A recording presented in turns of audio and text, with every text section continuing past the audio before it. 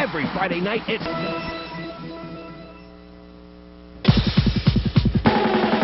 When last we saw the Moose on Channel 5 CKY, things were looking up. They defeated the IHL's hottest team, the Grand Rapids Griffins, 5-4 on Brad Purdy's stirring third-period wraparound. But 2 days later, the Griffins bested the frustrated Moose in the rematch, and Manitoba headed out on the road for 3 crucial games. The club returned home 0-for-3 and began the soul-searching on Monday by calling a closed-door meeting to try and regain the form they showed barely a week before. It appeared the meeting might have worked when the Moose fought back from a 2-goal deficit against the Quebec Rafale. But unfortunately, there's no happy ending. Manitoba ultimately fell to Quebec in a shootout. So tonight, the Moose try again, this time against the boys from Glitter City. It's the Las Vegas Thunder and the Manitoba Moose on Channel 5 CKY.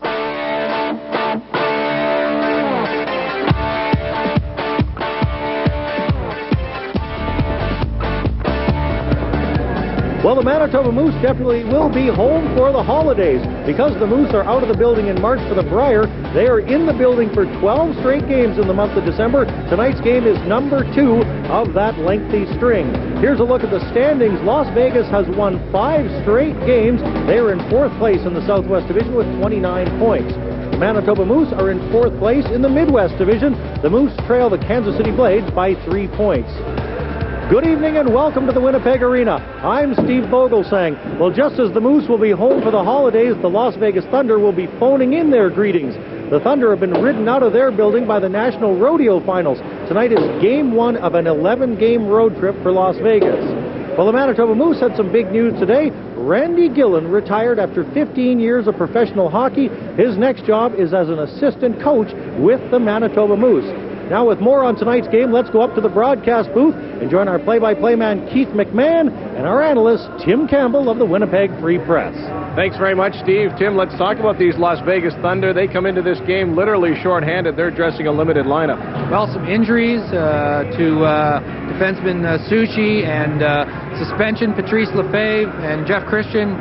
Jeff Christian, called up by the Phoenix Coyotes just yesterday, have left the Vegas Thunder with only 15 skaters tonight, so a short lineup and a short bench because they also have a couple of new players that haven't been with them until today. And to pick up the slack, Chris McSorley, their coach, is hoping that the defense can make things happen. Well, they've certainly got some skilled players back on their blue line. Steve Bancroft, of course, point-a-game player, but Ilya Biakin, Justin Kurtz, just in his first year of pro, very capable offensive players, so they'll need to generate some stuff from the back end tonight. Let's elaborate on Steve Bancroft, who you mentioned. You figure he could be the workhorse tonight for Las Vegas. Well, I mean, there was some speculation this morning in the morning skate. He could see 45 minutes of ice time tonight. Chris McSorley only has 5 defensemen to go to tonight, so you can imagine Steve Bancroft's going to be out there every other time. He's a point-a-game guy, very experienced guy, so if the Moose were smart, they'd probably be after him tonight, wouldn't you think? Well, Las Vegas is unbeaten in 5. Conversely, the Moose are winless in 5. Let's talk about them. This is a team that's fragile in the confidence department. Yeah, you know, going at good stretches, bad stretches, but not very much consistency. The other night we saw them start very fast and then give up 2 goals in the final minute of the first period. 2, not 1. A very bad sign. Got themselves together and managed to tie the game. So good stretches, bad stretches. They're not very sure of themselves right now. One guy they'd like to see going is Ralph Intranuvo. He's scoreless in 11 games, Keith, and I don't think that's what the Moose had in mind when they signed Ralph Intranuvo. He's a great skater. He has so much speed, and when he puts that to use, the Moose seem to be able to generate things around him. They need to continue with that speed tonight, and I think Ralph Intranuvo needs to be the leader when it comes to speed. One guy that could provide some inspiration is Dale DeGray, who returns to the lineup after being out about a month or so. Well, there was for a while there, I wasn't sure how much they missed him, but I think a fresh face in the lineup after getting hurt, that hit by Claude Jutra we see there, knocked his wrist into the boards, and he's been out since October the 22nd. Talked to him this morning. He's still got a little bit of pain, but he's really raring to go to get back in there. Wants to be able to help this team. He's a very experienced guy, a very cool guy under pressure, and he thinks he can contribute something maybe to get this winless streak turned around.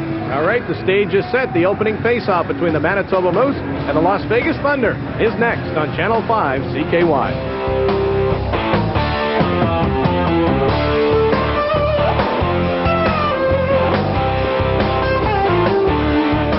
Unwanted hair can be embarrassing and painful to remove.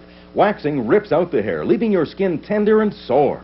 Introducing the Sonique Hair Removal System, the new way to remove hair painlessly with little effort. Watch this. Sonique produces a high-frequency pulse that travels down the shaft of the hair. In only 20 seconds, Sonique kills the roots and hair slides out so easy. Your skin will be so soft and smooth you'll notice the difference. Sonique works on unwanted hair, even the sensitive bikini area. Now wear your favorite bathing suit without any embarrassment. Visits to salons can be expensive and time-consuming. Chemicals and wax treatments are just plain messy. Why shave only to have the hair grow back again? It's so compact and lightweight. Take it everywhere you go, and it's only $39.95. Imagine, it pays for itself after only a few uses. We'll also include the adapter free. Sonique Hair Removal System and adapter, only $39.95 from K-Tel. Available at Zellers, Walmart, Kmart, Home Hardware, True Value, Co-op stores, Pro Hardware, V&S. Nothing stirs the heart more than when children become victims of serious illness or disability. Ronald McDonald Children's Charities of Canada is devoted to raising the hopes of children in times of need. You can help by buying the new autobiography, To Russia with Fries by George Cohan, founder of the charity. George Cohan's royalties from every book sold will go directly to RMCC. His goal is to raise $1 million through these royalties and other fundraising activities. Because little people shouldn't have to deal with big problems. Hi, folks. My name is Gary McDonald from Eastwood Jeep Eagle. Folks, for $185 a month and no money down, look at what you get. We have the best selection of sport utilities, new and used. We got trucks, we got extended cabs, we got 4x4s, we got cars of all makes. And undoubtedly, folks, we got the best financing, $185 a month and no money down. Who else can offer you that? And right now, folks, pick up the phone and phone for a free confidential credit check. You'll see why Eastwood is number one.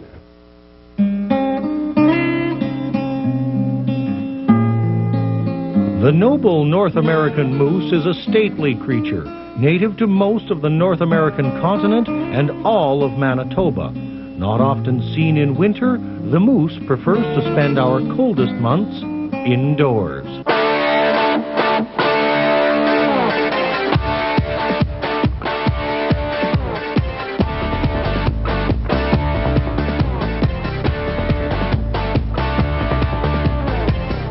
You're watching Manitoba Moose Hockey on Channel 5, what real TV is made of. Welcome back to the Winnipeg Arena. Here are the scratches for tonight's hockey game. The top two names you see on the screen are both healthy scratches. Patrice Lefebvre is out with a suspension. Tim Campbell will detail that unique suspension when he gets on his soapbox in the first intermission. Jeff Christian has just been called up by the Phoenix Coyotes of the NHL.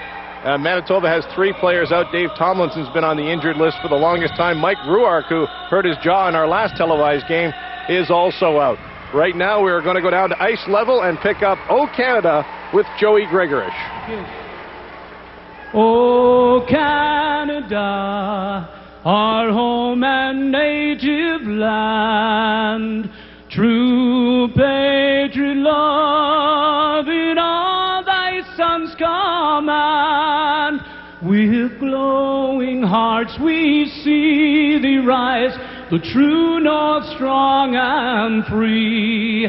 From far and wide, O Canada, we stand on guard for thee. God keep our land glorious and free. O Canada, we stand on guard for thee. O Canada, we stand on guard for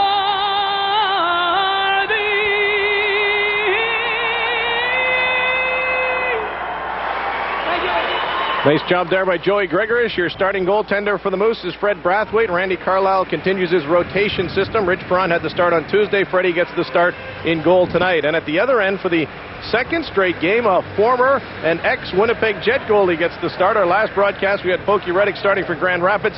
Tonight, it's Tim Chevelday that gets the start for the Las Vegas Thunder. Your referee for tonight is John Potter. Darren Gibbs and Paul Kristanowicz will work the lines, and we're just about set to play hockey here at the Winnipeg Arena. The first, or at least the second, of a 12-game homestand for the Manitoba Moose. I'm not sure if we're turning the Moose on CKY into a different kind of series, Steve and Keith. Return of the ex-Jet goalies. It has been a bit of a recurring theme, hasn't it? Well, there is your notebook to start this one off, Tim. Well, the Moose 0-4-1, as we said off the top.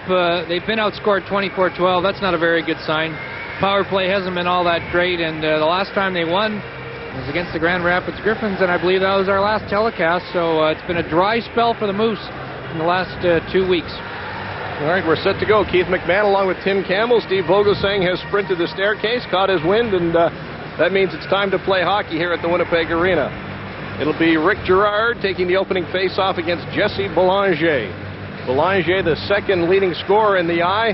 In fact, with Patrice Lefebvre serving a suspension, I guess technically he's the leading scorer. These guys have some offensive punch. They're 1-2 in scoring, and Belanger will be asked to pick it up tonight in the wake of the suspension to Lefebvre.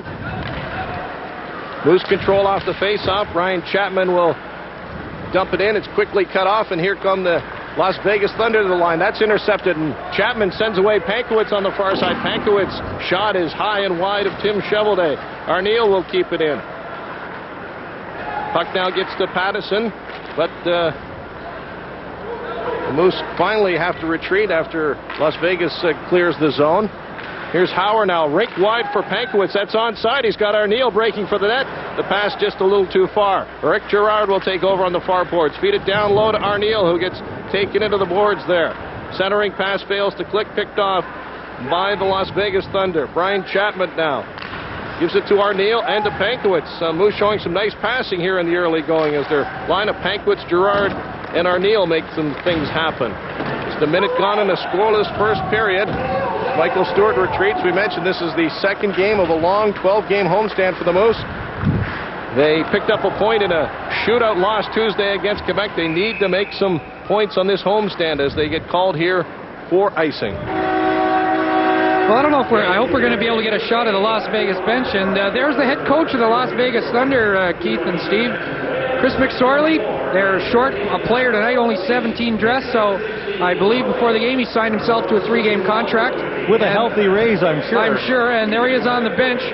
And he'll be the extra forward defenseman. We're not sure how much ice time he'll get tonight.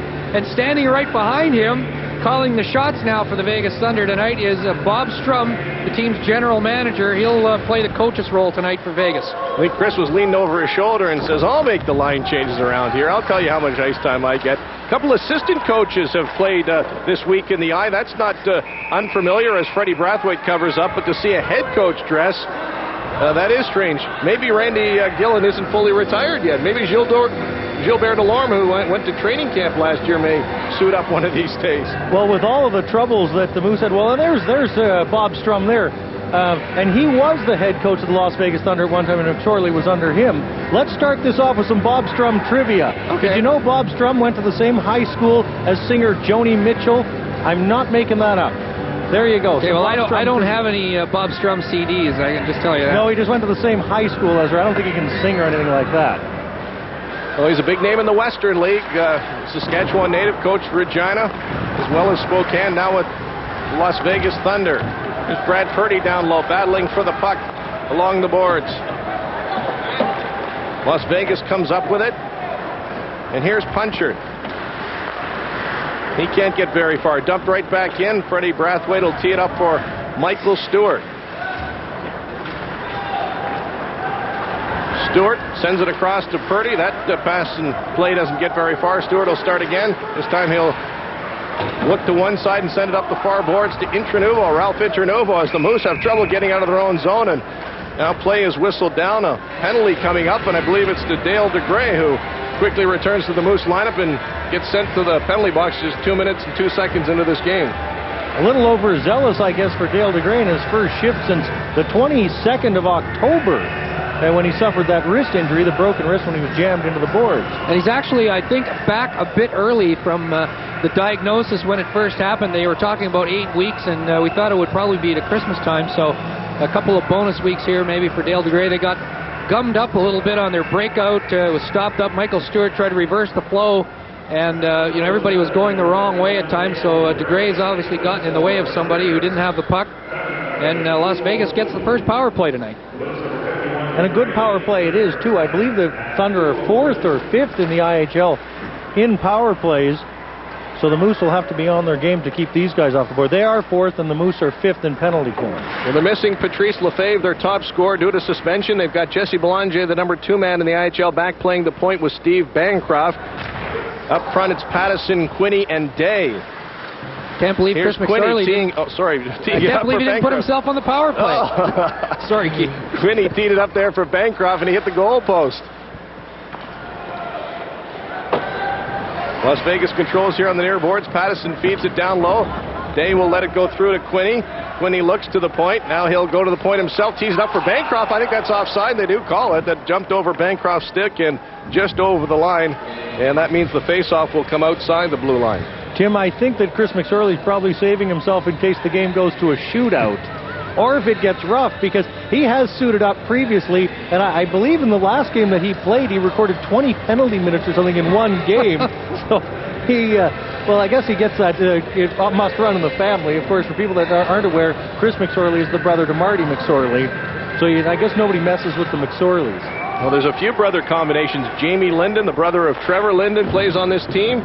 Trevor Roenick, the brother of Jeremy Roenick, is also on this team. So 3 younger brothers of NHL stars on the Las Vegas squad, as they have just over a minute left in this power play. Joe Day will fire it around the net to Quinney on the far boards. Quinney out there with Pattison. Here's Joe Day. No one's checking him. Belanger pinches in from the point. Day elects to keep it himself. It looked like he had a good scoring chance there with Belanger pinching in, and the Moose successfully clear the zone. 46 seconds left in the minor penalty to Dale DeGray. Intermaneuver on the forecheck forces Las Vegas to regroup. Here's Bancroft, who Tim mentioned in the opening will probably see a ton of ice time in the wake of their limited lineup. Moose doing an excellent job here of killing the penalty. 29 seconds left in the man advantage. Tim Cheveldae out to play it.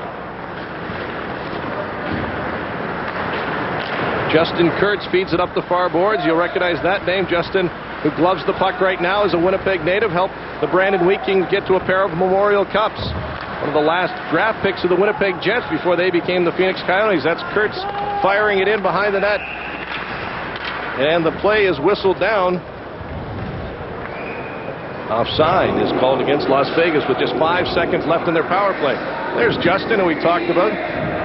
Big reason the Brandon Wheat Kings were so successful in the early 90s. And he's a product of the Phoenix Coyotes.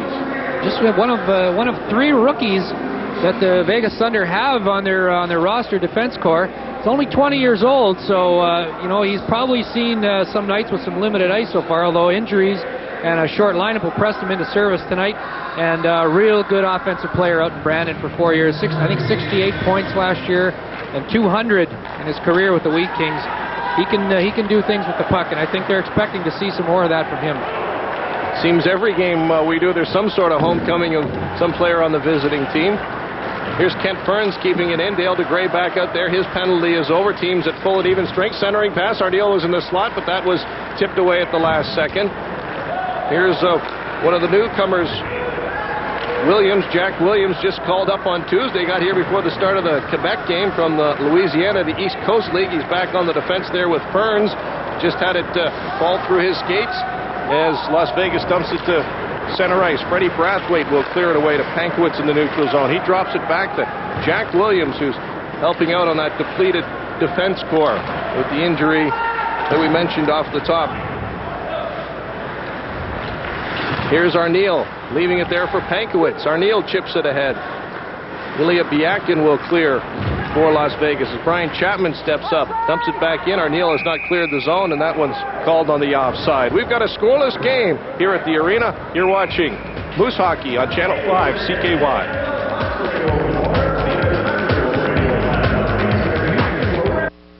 The Channel 5 Viewers Club in Brannigan for all your good times. Brannigan's gift certificates make Christmas shopping for all those hard-to-buy-for people on your list easy. They're always the right size, the right color, and the right price.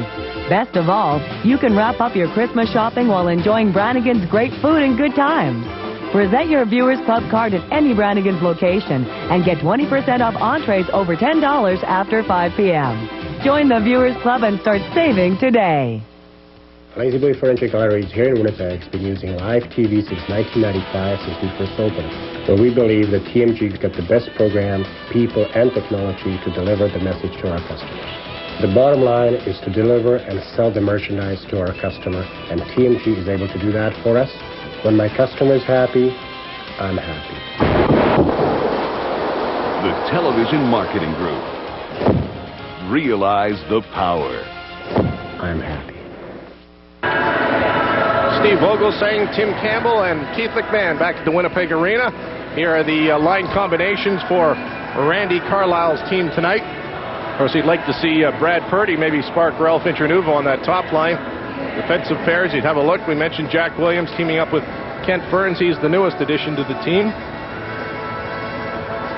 14:58 to go in a scoreless first period. There's Steve Bancroft. We anticipate mentioning his name a few times tonight. He, as Tim mentioned off the top of the show, could play upwards of 40 minutes tonight. Here's Pankowitz driving for the net. He scores!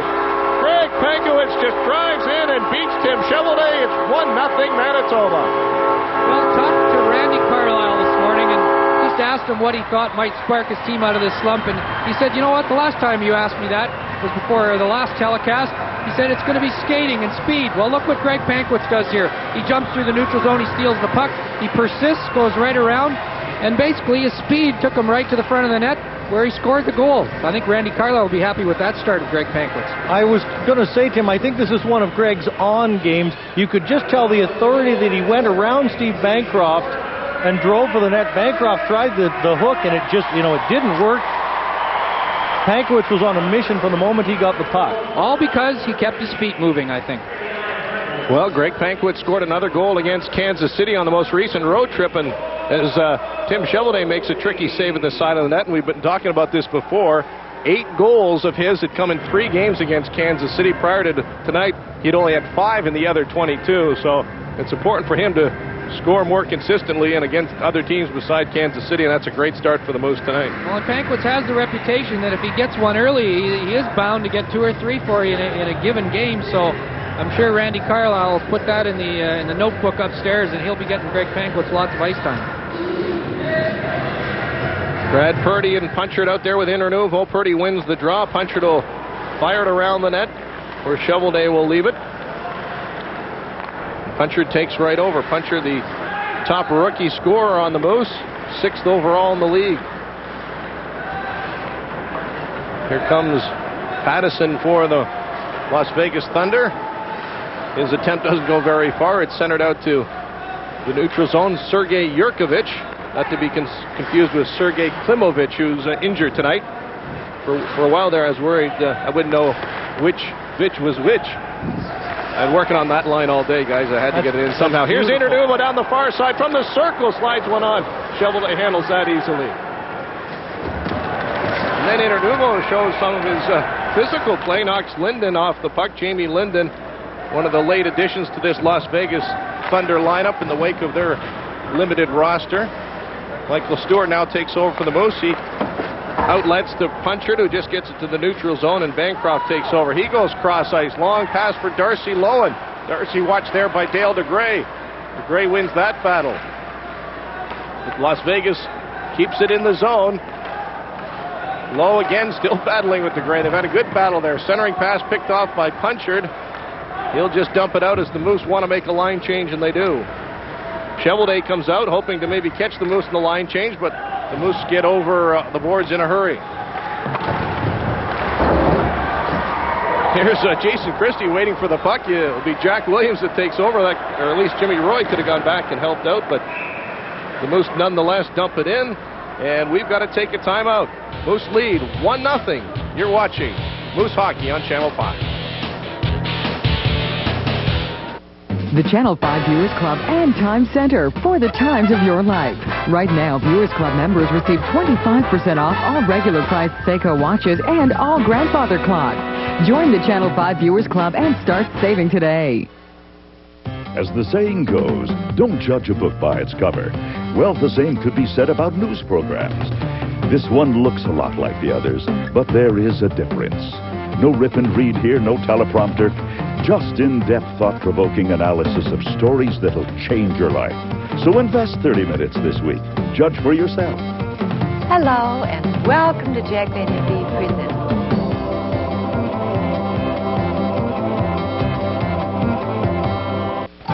Before you choose a shop to paint your car, ask a few questions. What about their work? Can you get a quality factory finish for as little as $279, or is it just another repaint? When it's time to paint your car, make it easy, make it right, make it Mako. Las Vegas took a penalty just as we went to break there. Dan Schermerhorn will sit out 2 for holding. Actually, they have to shoehorn his name to get it on the jersey. There's another line I was working on. I get them out all early just in case, the voice goes or something. I wanted to use those up early. Well, and it's nice that you've established you're getting them out early, too, so that people know that if they stick with us for the whole game, they'll be done with soon. Moose on the power play. They send out Pankowitz, who has the game's lone goal, with Arneal and Gerard. Burns and Hauer form the defensive pair. How about the season Brett Hauer is having as he slaps it in?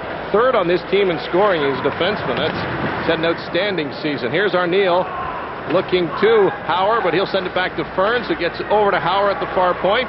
Works it down low. Gerard goes by him behind the net. Pankowitz, though, will win the race to the puck. Now it's cleared by Las Vegas. 1:25 to go in this power play opportunity for the Moose. Las Vegas has the worst penalty-killing unit in the league, but they have scored 6 shorthanded goals, which is tops in the eye, so it's kind of an all or nothing. They either give up a goal or score one themselves. And there's Chris McSorley, his first shift of the game, the penalty kill. And here's Joe Day. He's dangerous. He leads the eye in shorthanded goals, and here's a chance, a cross-ice pass. It just fails to click. His team has 6 shorthanded goals, and Joe Day has 3 of them. He almost set one up right there. Here's Scotty Arneal with Pankowitz. Leaves for Pankowitz. Let's see if Pankowitz will drive. This time he lets a shot go. Kept in at the far boards by DeGray. His pass will be picked off, and the Moose will have to set up again with 40 seconds to go in the man advantage. Greg Pankowitz has some jump in his skate tonight. He has the lone goal and just about had another there. Here's Trevor Roenick, the younger brother of Jeremy, the Phoenix Coyote star, sending it in for Darcy Lowen. Roenick takes over again. This time he'll feed it back to Steve Bancroft as the Las Vegas Thunder kill off a few more seconds. 20 to go in the power play for the Moose. Michael Stewart leads the rush to Brad Purdy. Let's see if he winds it up. You know the wheels he has, but this time he's taken heavily into the boards by Bancroft. Purdy gets it back to the far circle, tees it up for DeGray. He'll send it near side to Stewart. Stewart back to DeGray, looking on net, lets it go. That's blocked in front by a Las Vegas defender. Steve Bancroft got his skate on it, and that will kill off the remaining seconds of the power play. Las Vegas, are they going to get called for a 2-line pass? No, they say play on. No harm, no foul. Kept in here at the line.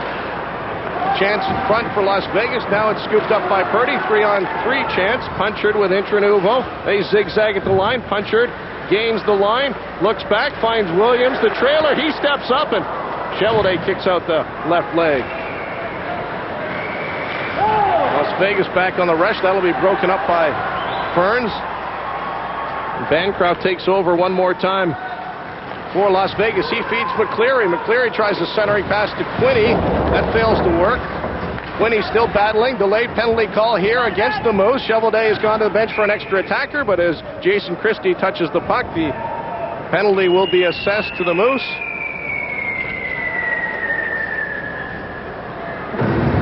We hit the midway mark of the first period, and Las Vegas will go on the power play as Ralph Intranuvo gets the gate.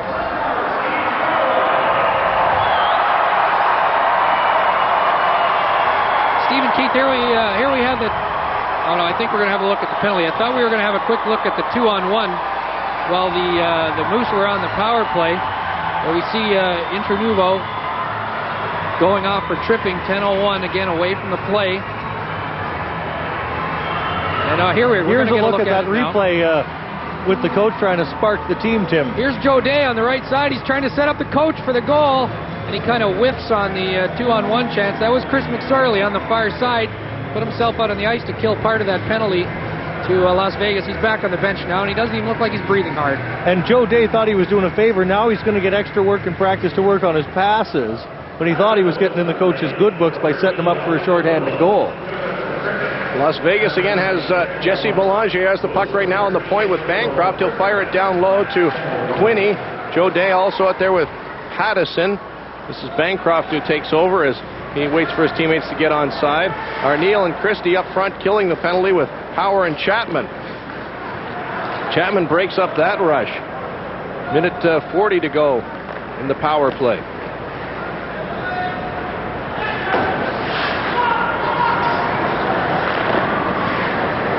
And Las Vegas having trouble getting anything started here. Good forechecking by the Moose. Jason Christie up there. Here's Jesse Belanger who gains the line. He fires it in, but Arneal will try to send it right back out. That's picked off. Here's Pattison teeing it up for Bancroft. He's got some room.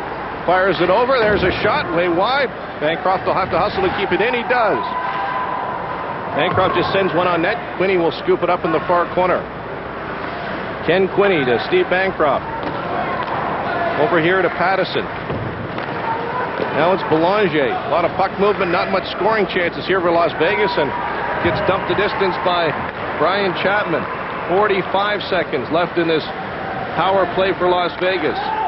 So far they seem to be missing Patrice Lefebvre, their leading scorer, out with a suspension. Bancroft shot blocked by Trevor Halverson, another newcomer for the Moose, just joined the team in the last week or so. Shot blocked there by Jimmy Roy, but kept in by Belanger. Belanger top of the circle, makes the shot. Freddie Brathwaite gets the pad out and makes the save with 21 seconds left in the power play. Well, you know, Keith and Tim, Vegas hasn't really looked like the skilled offensive team they are, even without Lefebvre.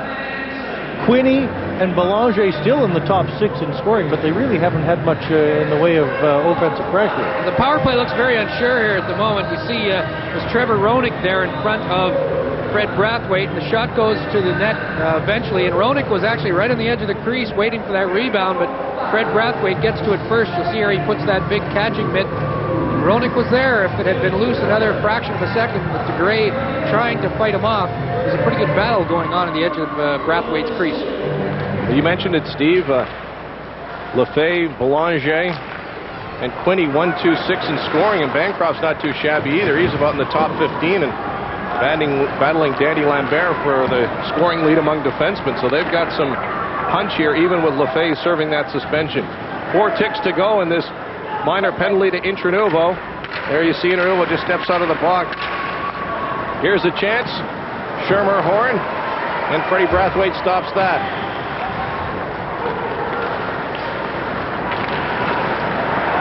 A lot of battling going on here on the slot. Justin Kurtz steps in for Las Vegas. Jason Christie with a hit behind the net there. Las Vegas still maintaining possession. The penalty is over. Teams at even strength, but Vegas continues to control in the Moose zone. Jason Christie having a good shift here. He's in some fine checking. 1-0 Moose lead. 7:25 to go in the first period. Here's Dale DeGray. Will just dump it out, and a tired Moose unit will change things up. Jack Williams back there with Kent Burns. Sending it up the middle to Colasar. He can't hold on to it.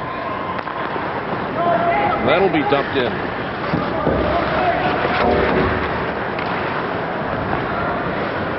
Rick Girard gets it up to Colasar. I believe that's the first shift we've seen of Colasar. Arneal now feeding Ferns. Ferns jumps into the rush. Back to Arneal. Rolls it in front to Girard. Tipped and score! Rick Girard tips in a pass from Scott Arneal. 2-0 Moose. Well, a nice play by Rick Girard. He goes to the front of the net where it's a good place to score goals. And you watch, you'll see, I hope we can see this in the picture here. Right there in the top of the slot, number 12, Chris McSorley. And he didn't follow Girard deep enough, and by the time the defenseman got a look to see which guy he should be covering, Girard had his stick free, and he just tipped the puck in. I don't know if the coach will go in there and give himself a little heck after the first period, but I'm not sure he should have let his guy go, and he got to the net, and that's the second goal for the Moose. Well, and a good heads-up play by Arneal, too. He didn't dilly-dally, got the puck right to Girard before McSorley had time to realize, hey, wait a second, I should be covering that man. Well, there must be something about playing on Channel 5 CKY. Last time out in our debut broadcast, the Moose snapped a 7-game winning streak to the Grand Rapids Griffins. Tonight they're trying to snap a 5-game winning streak of the Las Vegas Thunder, and doing a pretty good job. They have a 2-0 lead on goals by Greg Pankowitz and Rick Girard. 6:25 to go in the opening frame. And if I recall, Keith, didn't Rick Girard also have an outstanding game in our debut broadcast? He did. Had a power play goal, set up another. He named the game's first star. Here's the centering pass for Belanger. tried to backhand it and rolled off his stick. Jesse Belanger wheeling right into the slot. Belanger still has it behind the net. Great solo effort, not a lot of production. Couldn't get a shot off, couldn't get a pass off. Brett Hauer finally takes him up, but Belanger's back for more. Rolls it in front and nobody's home. Pinching in from the point, there's a shot, but Fred Brathwaite handles it easily. The Moose have a 2-0 lead on the Thunder. You're watching Moose Hockey on Channel 5 CKY. Does your neck and back ache? Does your body feel tired and sore? Introducing the Back Masseur from K-Tel. Comes with 5 massaging motors. Targets your neck, shoulders, lower back, thighs, and buttocks. Works like the hands of 5 professional masseurs. Multifunction control allows you to choose a slow, gentle massage for relaxation or a fast, intense massage for revitalized energy. Even activate for just a lower back massage. Press heat switch. We now have a gentle, pulsating heat that soothes your aching muscles. The Back Masseur works almost anywhere, when reading, watching TV, or simply relaxing. Turn any surface into your own personal massage center in only seconds. Laying down to rest never felt so good. Comes with adapter for your lighter, a must for your car or truck. I use the Back Masseur in my car. The heat is great. It helps relieve my aches and pains. I just love it. Ask for the K-Tel Back Masseur. It comes with 5 massaging motors, heat, and adapter. Makes a great gift. Available at participating Canadian Tire, Zellers, Walmart, The Bay, Kmart, Home Hardware, True Value, Co-op stores. Well, the Moose have 2 goals so far already tonight, but they better not stop there, because here's the critical number for them this season so far. It seems to be 4 goals. When they get 3 or less, they're 1-12-1. When they get 2 or less, they're 0-10-0. 10 out of 10 losses. So the Moose seem to need 4 goals to have any chance to win a game. They better not quit on 2. Oh, there's just a bullet from Steve Bancroft. Oh, you won't see a harder shot than that. He just picked the top corner on Freddie Brathwaite to cut the Moose lead in half. What a blast. What a shot that was. You know, Steve Bancroft is an interesting character. How can a guy that averages a point per game, here's the shot from the point. He averages a point per game in this league. He's been part of 6 different organizations in the NHL, yet only played 1 NHL game with the Blackhawks. He was even with the Jets for a while, but never actually saw any action. Just a clean shot. Beats Brathwaite all the way.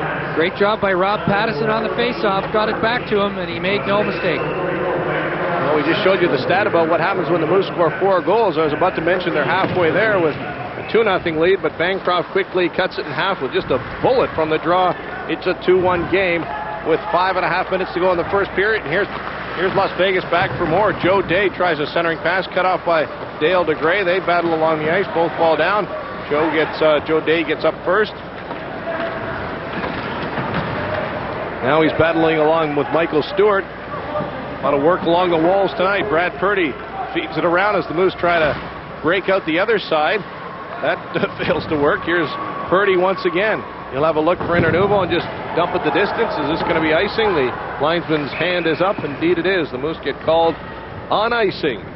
Let's take another break with the score 2-1 Moose. You're watching Moose Hockey on Channel 5.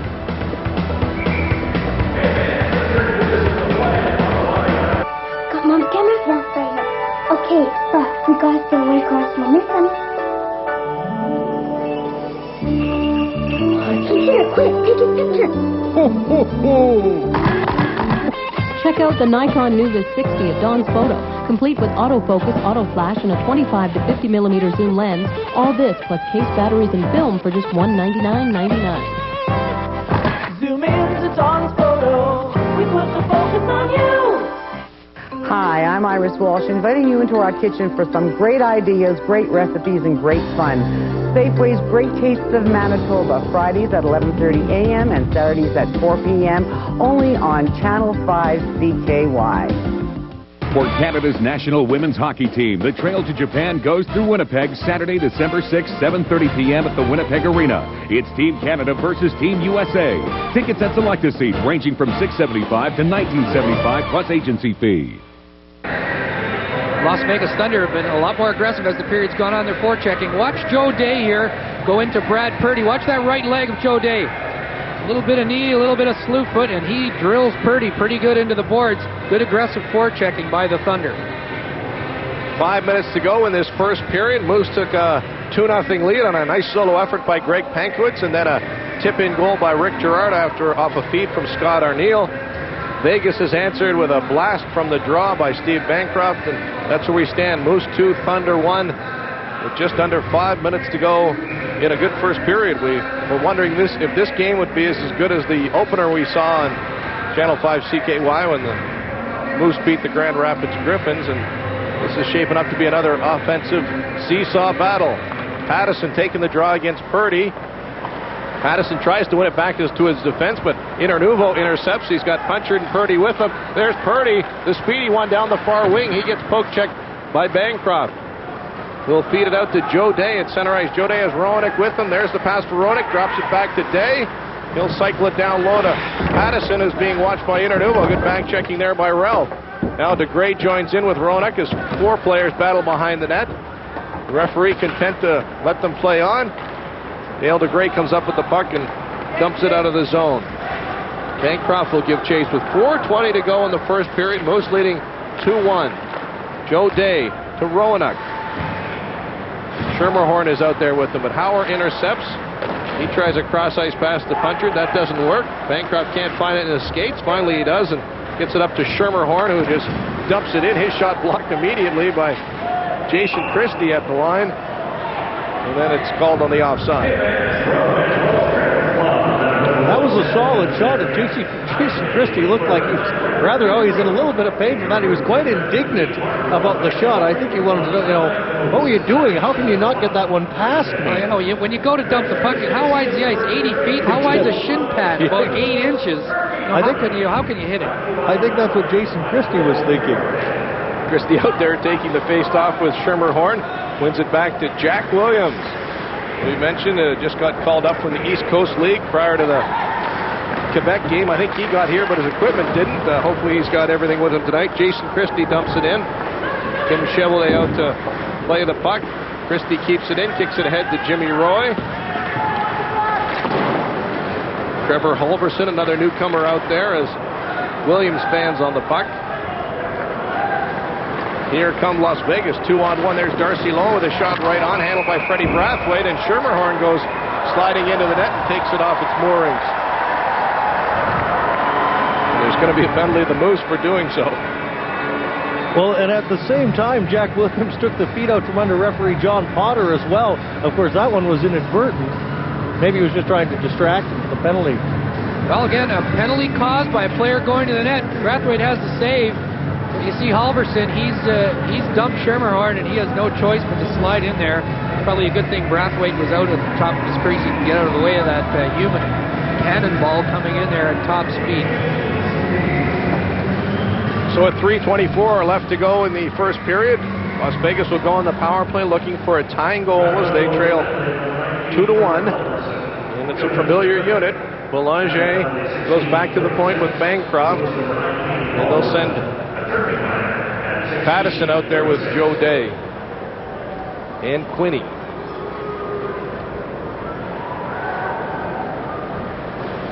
Jimmy Roy sporting the shiner from his bout the other night. Yes. Just Chapman around on the boards to Arneal, who quickly clears, and the Moose off to a good start on this penalty-killing session. Just over 3 minutes to go in the period. 1:45 to go in this power play chance for Las Vegas. Bancroft. Tim Campbell was right on. He is going to play somewhere around 40 to 45 minutes tonight as he anchors the blue line for Las Vegas. He goes back to give chase again. He's hardly been off the ice in this first period. He can rest between periods. Yeah. Or after the game, for that matter. Well, the puck's not heavy. Why not carry it a bit? Well, he's taking your suggestion now, Keith. He steps away from Jimmy Roy and brings it to center ice. Bancroft will dump it in and keep going. Bancroft's going to go. Apparently he's not tired. He's going to chase it right behind the net. And Bancroft still has it. Now he gives it to Boulanger. Down low to Jim Day. Joe Day at least. Now here's Boulanger. There's a shot on net. Stopped by Brathwaite when he took the shot. Day was there looking for the rebound. Now he gives it to Pattison. That's intercepted by Hauer. Pattison gets it back. Cross ice to Bancroft, who's already teed one up from the point and scored tonight. Joe Day to Pattison. Day again back to the point, this time to Boulanger. Good puck movement by Las Vegas, although they haven't really generated a good scoring chance. Now they might get one, but that shot is blocked by Kolasar, scooped up by Power, who's trying to send Jimmy Roy away. In fact, now we have a 2-on-none break. Colasar, Roy were in loose, and Colasar overskated the puck. Oh, they had a 2-on-none break, and they overskated the puck. Here's Freddie Brathwaite. He's going to take over on the offensive end. Says, hey, if you guys can't handle the puck, I will. Oh, Roy and Colasar were in alone, and it failed to click. And Hauer saw that break, and he tried to get it up to him. Finally did, and the Moose overskated the puck. The good news is there's just 4 seconds left in the power play to Las Vegas. Stewart will kill out the final seconds. Halverson steps out of the penalty box onto the ice and beats Jason Christie. That pass fails to click, but here's Innard Uvo following up. His shot is blocked. And another penalty call coming up, and this one, I believe, is going against Las Vegas. Well, another obstruction call away from the play. There seem to be a lot of penalties away from the play in this first period, guys. Well, it seems like that John Potter is calling it fairly closely so far. Maybe he's trying to set the tone. It hasn't been a particularly aggressive game so far. I'm all in favor of this. Get rid of this obstruction out of the game. I think it does improve the game in a lot of ways, and I kind of like the way John Potter's handled this so far in the first period. You're going to hook and hold and trip and do other things away from the puck. You're going to go sit down. Tim, here's a look at that would-be 2-on-0. This is just the way things have gone for Mark Colasar. No points in 11 games for Colasar. That's him 23 there, overskates it. That's what happens when you're pointless in 11 games. And maybe that's why. The Moose will finish up this period on the power play unless they score. There's a minute 14 to go in the opening session. Pankowitz, Arneal, and Girard out there with DeGray and Ferns. This is Rick Girard with it. He's knocked off the puck. Dale DeGray will keep it into the line. He tries to kick it ahead. Now Pankowitz gets it to Arneal. Finally cleared by Las Vegas, and Kent Ferns will take over. Minute 38 left in the penalty. Less than a minute to go in the period. Ferns will dump it in. His shot hits the side of the net, and Jurkovic clears it right back out. His shot right on goal. It's a shot on goal for Las Vegas as Freddie Brathwaite handles it easily. Dale DeGray will take over with 35 seconds left in the period. A minute and 20 to go in this power play. Dale DeGray to Rick Girard, who gains the line. Girard feeds to Pankowitz, who lets it fly, and Tim Sheladay will get the glove out and freeze the puck. Well, coming up in our first intermission, you may have missed it off the top tonight. Randy Gillen announced his retirement from the Manitoba Moose today after 15 years in professional hockey. Randy will join us live in the booth here, and we'll talk about why he retired and what he's going to do next, which is assist this man you see now, Randy Carlisle. Randy Gillen, a new assistant coach with the Moose. So that's coming up in our first intermission. And I'm sure Randy's happy to have Randy aboard. Could use the help, I'm sure. And if you're wondering why Randy's not behind the bench, he's being called what Randy Carlisle referred to at this morning's press conference as the eye in the sky. He's up here in the press box doing a little scouting and trying to map out the game from a better vantage point. Well, and with an extra coach on the staff too, then it means you have 2 guys when you have to dress one of them for a game, much as the Thunder are doing tonight. There's Gilbert Delorme, the other assistant coach. In fact, as late as this afternoon, they were still figuring out the role of what Gillen would do. Here's Hauer with a shot. That is blocked. Looking forward to Randy's comments in the intermission. Also, as we mentioned, we bought a soapbox for Tim Campbell.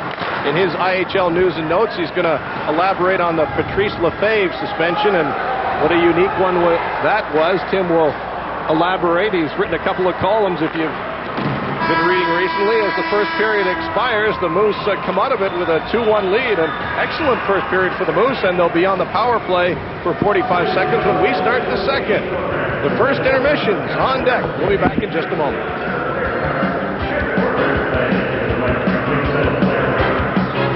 Having trouble buying a guitar? We make it easy at Second Encore Music with our complete guitar packages. You get everything you need to get started. Acoustic packages start at just $129, electric just $249. So save time and money by strumming over to Second Encore Music. Holy night. What a special night that must have been for the shepherds long ago. The angel of the Lord said to them, "Behold, I bring you good tidings of great joy." Joy, you may ask? Can that really be true today in a world where we are surrounded by trouble and danger? What can possibly make us happy at a time like this? Streams of joy will flow into your life if you let Jesus rule in your heart. On that holy night long ago, a child of joy was born. Not only does he want to give you divine joy in this life, he wants to open up heaven for you one day, the place of everlasting joy. So take this child into your heart. Goodbye and God bless you.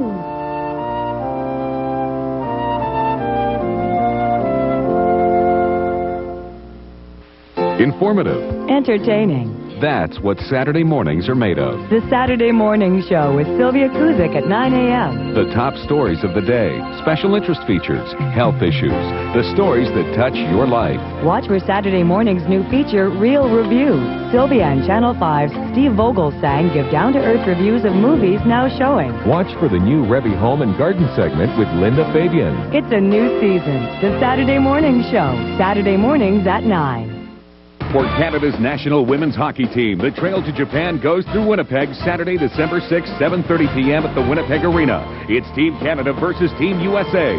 Tickets at selected seats ranging from $6.75 to $19.75 plus agency fee. Welcome back to the Winnipeg Arena. After 20 minutes of play, the Manitoba Moose lead the Las Vegas Thunder by a score of 2-1. Well, as we mentioned earlier in the broadcast, Randy Gillen announced his retirement this morning after 15 seasons of professional hockey, and Randy joins me now in the booth. Well, the obvious question is, why? What led you to this decision at this point in your career? Well, it was just a situation where, I wasn't having a lot of fun anymore in the game, and obviously I couldn't play the way I felt, I could a while ago, and there was just a number of factors that channeled into it, and after having some discussions with Randy over the past couple of weeks, I just decided this was the best move for myself and my family. Did the opportunity to be an assistant coach with the Moose have a bearing on your decision to leave the game? Not really. I think the opportunity, when it presented itself, certainly made the decision maybe a little bit easier in a way, but it's just a question that was in the back of my mind for a long time. It was something I thought about. As I said, the game has to be fun, and over the last little while, it hasn't been that much fun. Well, and you're one of the lucky ones to leave with no unfinished business. A 15-year career. You played with Gretzky, you played with Lemieux. You've had some great memories in your hockey career. My memories have been fond ones, that's for sure. Winning a Stanley Cup, the great players I've played with. I said before, the one thing I wanted to remember is I wanted to remember, the 14 great seasons that I had and how much fun I had, and I didn't want to go out a sour guy. I didn't want to look at the end of my career and just say, geez, I was mad about this and I hung on and I shouldn't have done that. So right now, I'm at ease with this decision, and we'll just have to wait and see what the future holds. And just before we let you go, Randy, maybe you can illustrate to us what your role will be now as an assistant coach with the Moose. Well, right now, we just discussed myself being in the press box and having a little different perspective at the game. With Gilbert and Randy on the bench, sometimes you can't see things develop like you can in the press box. So I'm going to sit up here and radio down to Gilbert any information, or if they have any questions about what the other team's going, and we'll just take it from there. And what did you think of your team's play in the first period? I thought we played well. I thought we capitalized on our chances, which is something we haven't been able to do over the last little while. So hopefully we can continue that way and limit their chances, and we'll be fine. All right, Randy. Well, I'd like to say good luck in your new adventure, and thanks for coming in and talking to us tonight. Thanks, Steve. All right. Randy Gillen retires today and becomes an assistant coach with the Manitoba Moose. We've got more here at the Winnipeg Arena, where the Moose lead the Thunder 2-1 after 20 minutes of play.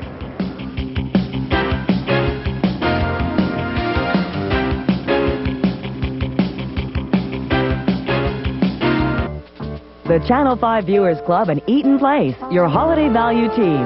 Use your card at the Calico Clothing Company, Arby's, Honshu Watch and Jewelry, Athena, Money's Worth and Best, Envirotrends, Interior Creations, Jeans Experts, Henry Armstrong's, Asia Gift, Lilac Jewelry, Sarabella's.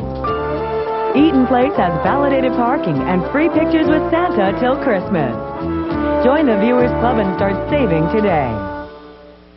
How can you change $3 into $30,000? By playing Kinsman Jackpot Bingo. Every Saturday at 5:30, you can play one of the longest-running bingo games in the province. Now with a bigger weekly jackpot that could grow to a guaranteed $30,000. Cards are available at all regular outlets and at participating Bank of Montreal, Max Convenience Stores, PharmaSave, and Shoppers Drug Marts. Don't miss the fun. You could turn a few bucks into bigger than ever bucks with Kinsman Jackpot Bingo. Here's this week's jackpot in 51 numbers or less. Hi, we're Two Grumpy Guys in the Kitchen. I'm Don Percy. I'm Lee Majors. And our show, Two Grumpy Guys in the Kitchen, is seen every Saturday night, 10:30, here on CKY Television for time immemorial. How's it coming with them ideas of yours on cooking antelope? Well, we're going to tie that up with a Thai chicken. Here's something else. An English crusted Welsh rabbit. Here's something else. We got to stop. My hand's on the burner.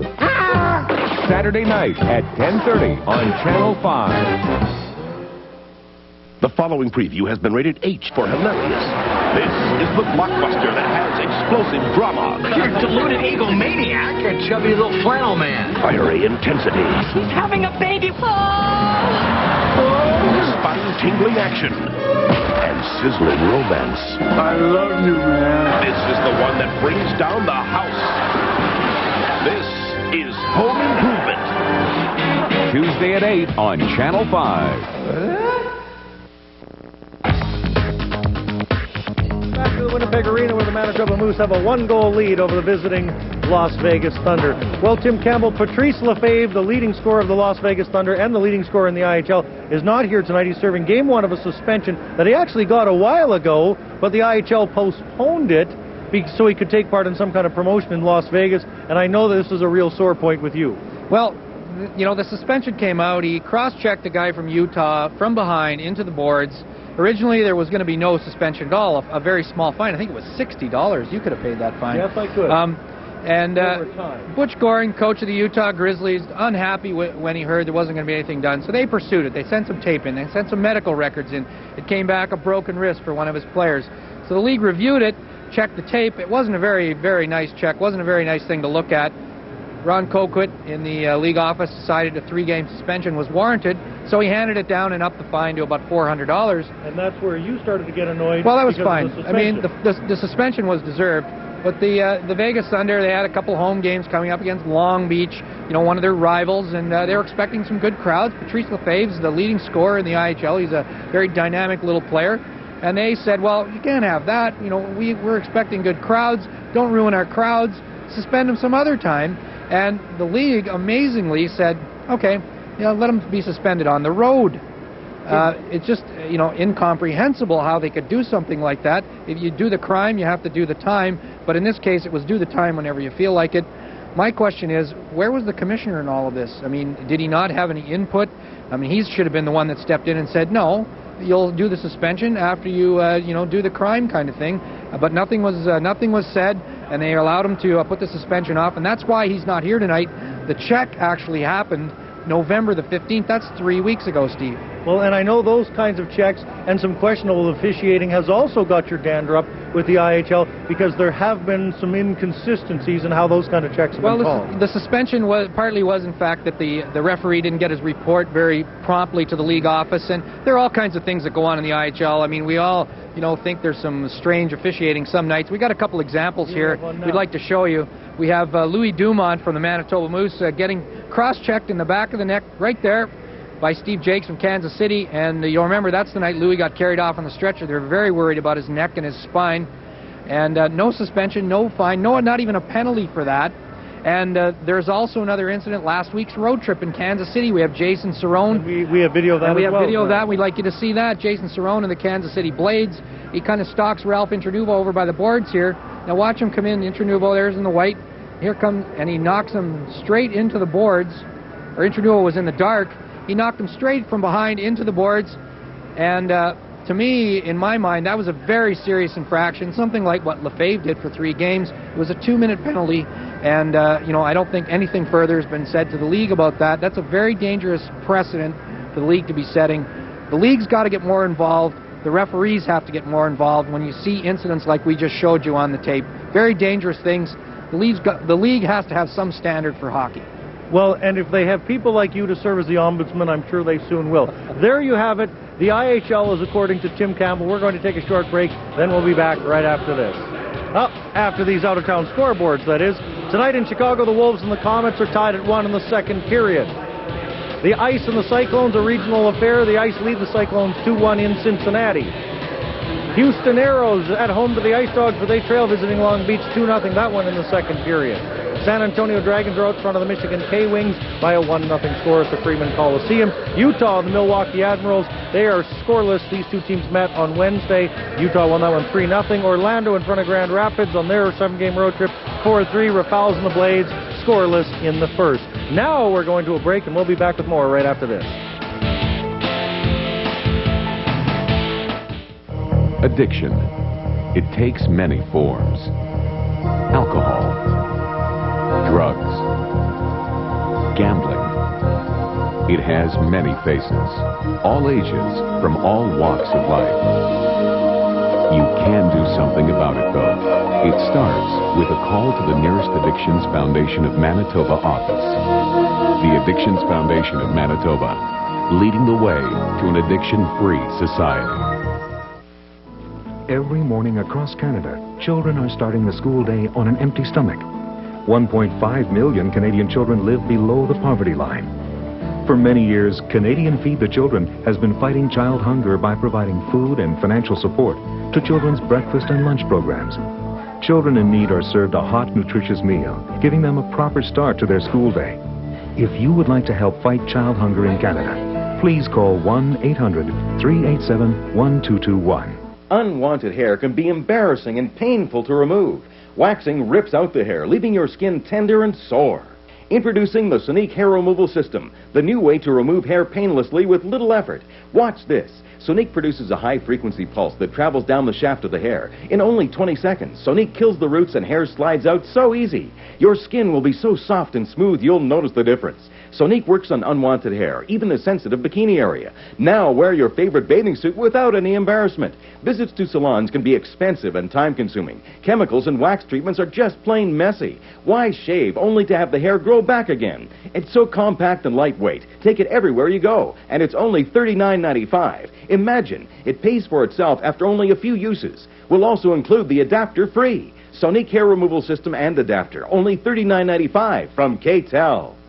Available at Zellers, Walmart, Kmart, Home Hardware, True Value, Co-op stores, Pro Hardware, V&S. Well, there's a look at Channel 5 News anchor Barbara Lee Edwards. That would be her on your right-hand side. Enjoying tonight's Manitoba Moose hockey broadcast. The Moose are ahead 2-1, Tim Campbell. Let's have a look at a few of the highlights from the first period. The Moose started off with a nice effort by Greg Pankowitz. Well, and Randy Carlisle, just to repeat myself from earlier, talked about this morning how they needed to skate better. Well, Greg Pankowitz is a great skater. He cuts through neutral ice. He goes around the left wing side. He beats Bancroft. He keeps going to the net. Little deke, and he slides it under Tim Chevalier's glove hand side. An early lead for the Moose. That was a good start, a good sign for the Moose.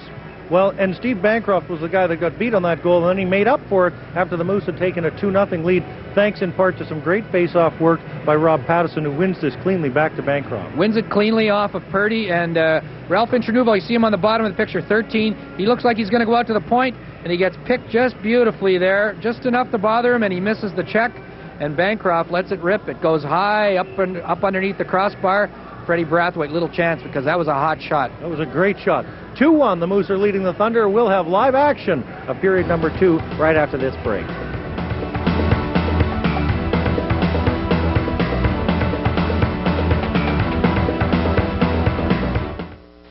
The Channel 5 Viewers Club and Brannigan's, giving you fresh food peppered with good times. Present your Viewers Club card at any Brannigan's location and receive 20% off entrees over $10 after 5 p.m. Join the Viewers Club and start saving today. What if Christmas was just another day? For many underprivileged children, it is. But with your donation, Gifts for Kids will make Christmas special by providing presents to 50,000 disadvantaged children. Gifts for Kids, because every child deserves a gift. I'll be home for Christmas. Coming home. You can plan on me. Yeah. Big turkey. Christmas means entertaining, and that means you could use a little help. That's a big turkey. Fortunately, everything you need for holiday entertaining is at your neighborhood home hardware. This deluxe 2-pound bread maker has a 13-hour timer, and the Gourmet Health Grill cooks virtually fat-free. Help is close to home. Coming home. Promotional considerations provided by Tasco, recognized as a world leader in the field of premium binoculars and telescopes. Tasco represents the latest in optical technology. Tasco Quality Optics. We bring the world closer.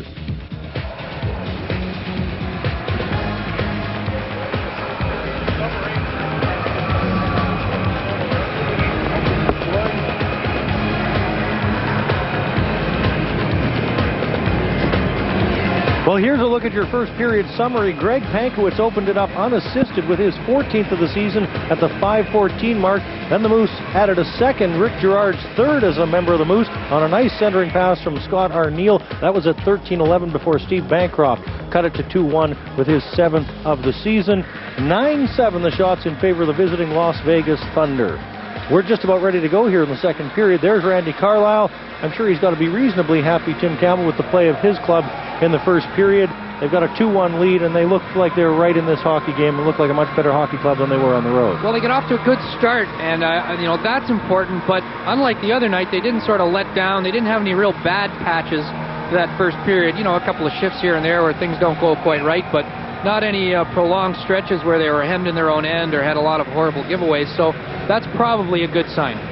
As we looked at Randy Carlyle and Chris McSorley, maybe that's the difference in the game. The Moose have outcoached the Thunder. Bob Strum, if you missed it, the general manager, is behind the bench tonight because Las Vegas is so short-staffed.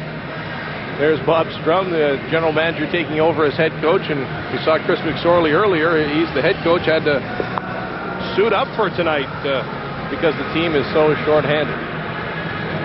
And in fact, it was McSorley that got burned on that second goal by Rick Girard.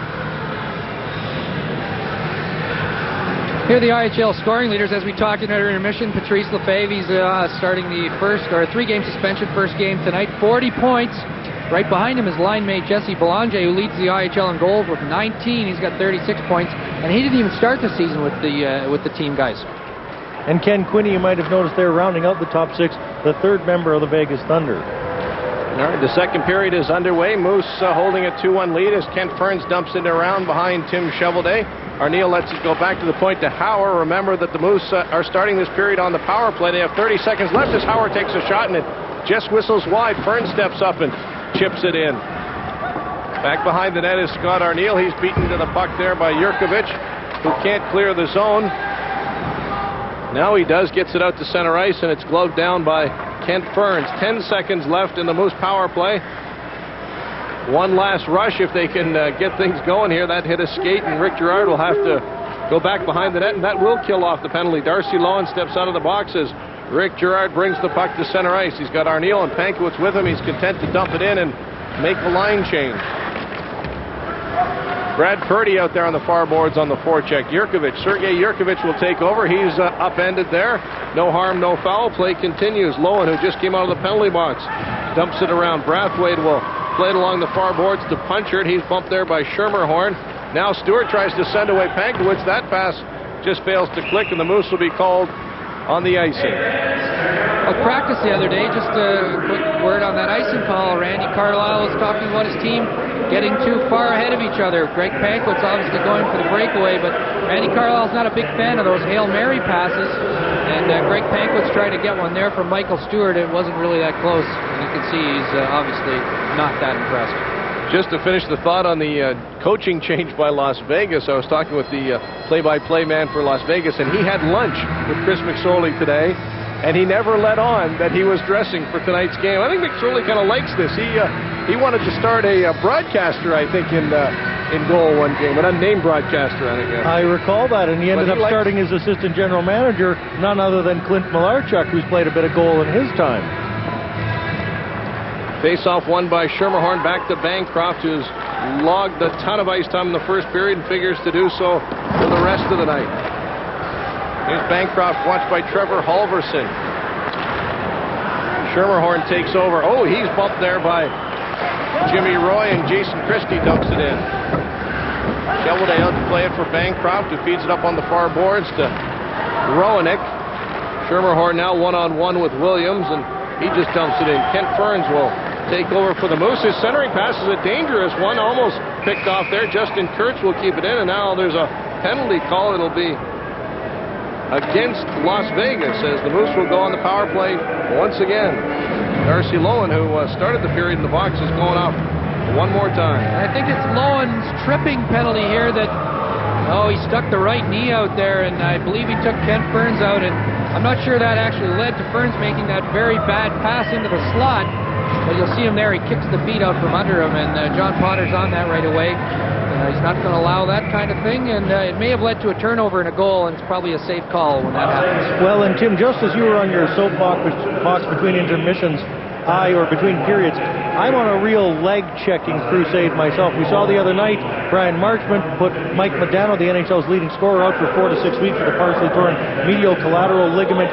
That check, not quite as dangerous, but nonetheless potentially harmful, and I really think that hockey's got to start cracking down on those. Well, they didn't send much of a message today. Marchment only got 3 games for that knee-on-knee collision with the league's leading scorer, Mike Modano. He goes out 4 to 6 weeks. Marchment sits out only 3. Those are as ugly as hitting from behind, and I agree. That's the ugly part of the game. The Moose go on the power play here. They have 1:35 left in it. As Las Vegas clears the zone. In fact, they'll flip it up into the Moose bench. Just a further thought on the Marchment-Modano thing. We see Rick Girard there trying to get this power play jump started. They certainly have to crack down on these knee-on-knee checks, but and I'm not trying to defend Marchment in the least here, but you have to remember that was a very quick bang-bang sort of play. I don't think Marchment did it with any maliciousness. That's just the way he plays the game. He does tend to stick his knee out or his hip out and go low every once in a while. There was just simply a reaction thing 2 nights ago. I don't really think he tried to injure Mike Modano. All the same, they've got to put a stop to things like that. Moose power play continues. DeGray and Stewart at the point men. Arneal, Girard, and Pankowitz up front. DeGray keeps it in at the line. Gets it down low. Hits the referee. It gets to Arneal. Now Girard battles along the boards. Keeps it in momentarily. Joe Day takes over. Joe Day, as we mentioned, leads the IHL shorthanded goals with 3. The Thunder lead as a team with 6. And the Moose have a little trouble just getting it out of their own zone in the power play. Exactly 1 minute to go, and the minor penalty to Darcy Lowen as Michael Stewart feeds it to Pankowitz. He tries to weave his way through the neutral zone, and that doesn't work. Dale DeGray will start over. DeGray to Arneal, who gloves it to neutral ice. And here's Pankowitz cutting in on net. Greg Pankowitz, who scored on a similar style goal in the first period, drives the net unsuccessfully here. Here's Ferns with a shot on goal. It's in Purdy's equipment, and he scores! Brad Purdy picked it out of his equipment and fired it past Tim Shovelday. It's 3-1 Moose. Well, the puck was lost there for a second or two. It was in Brad Purdy's sweater. He had the presence of mind and not to panic. You see it go into his sweater right there. He kind of just flips it out of there, takes a quick wrist shot, and it went off the short side post. Unfortunately for Tim Shovelday, that's about the worst break you can catch when it hits the post and gets behind you.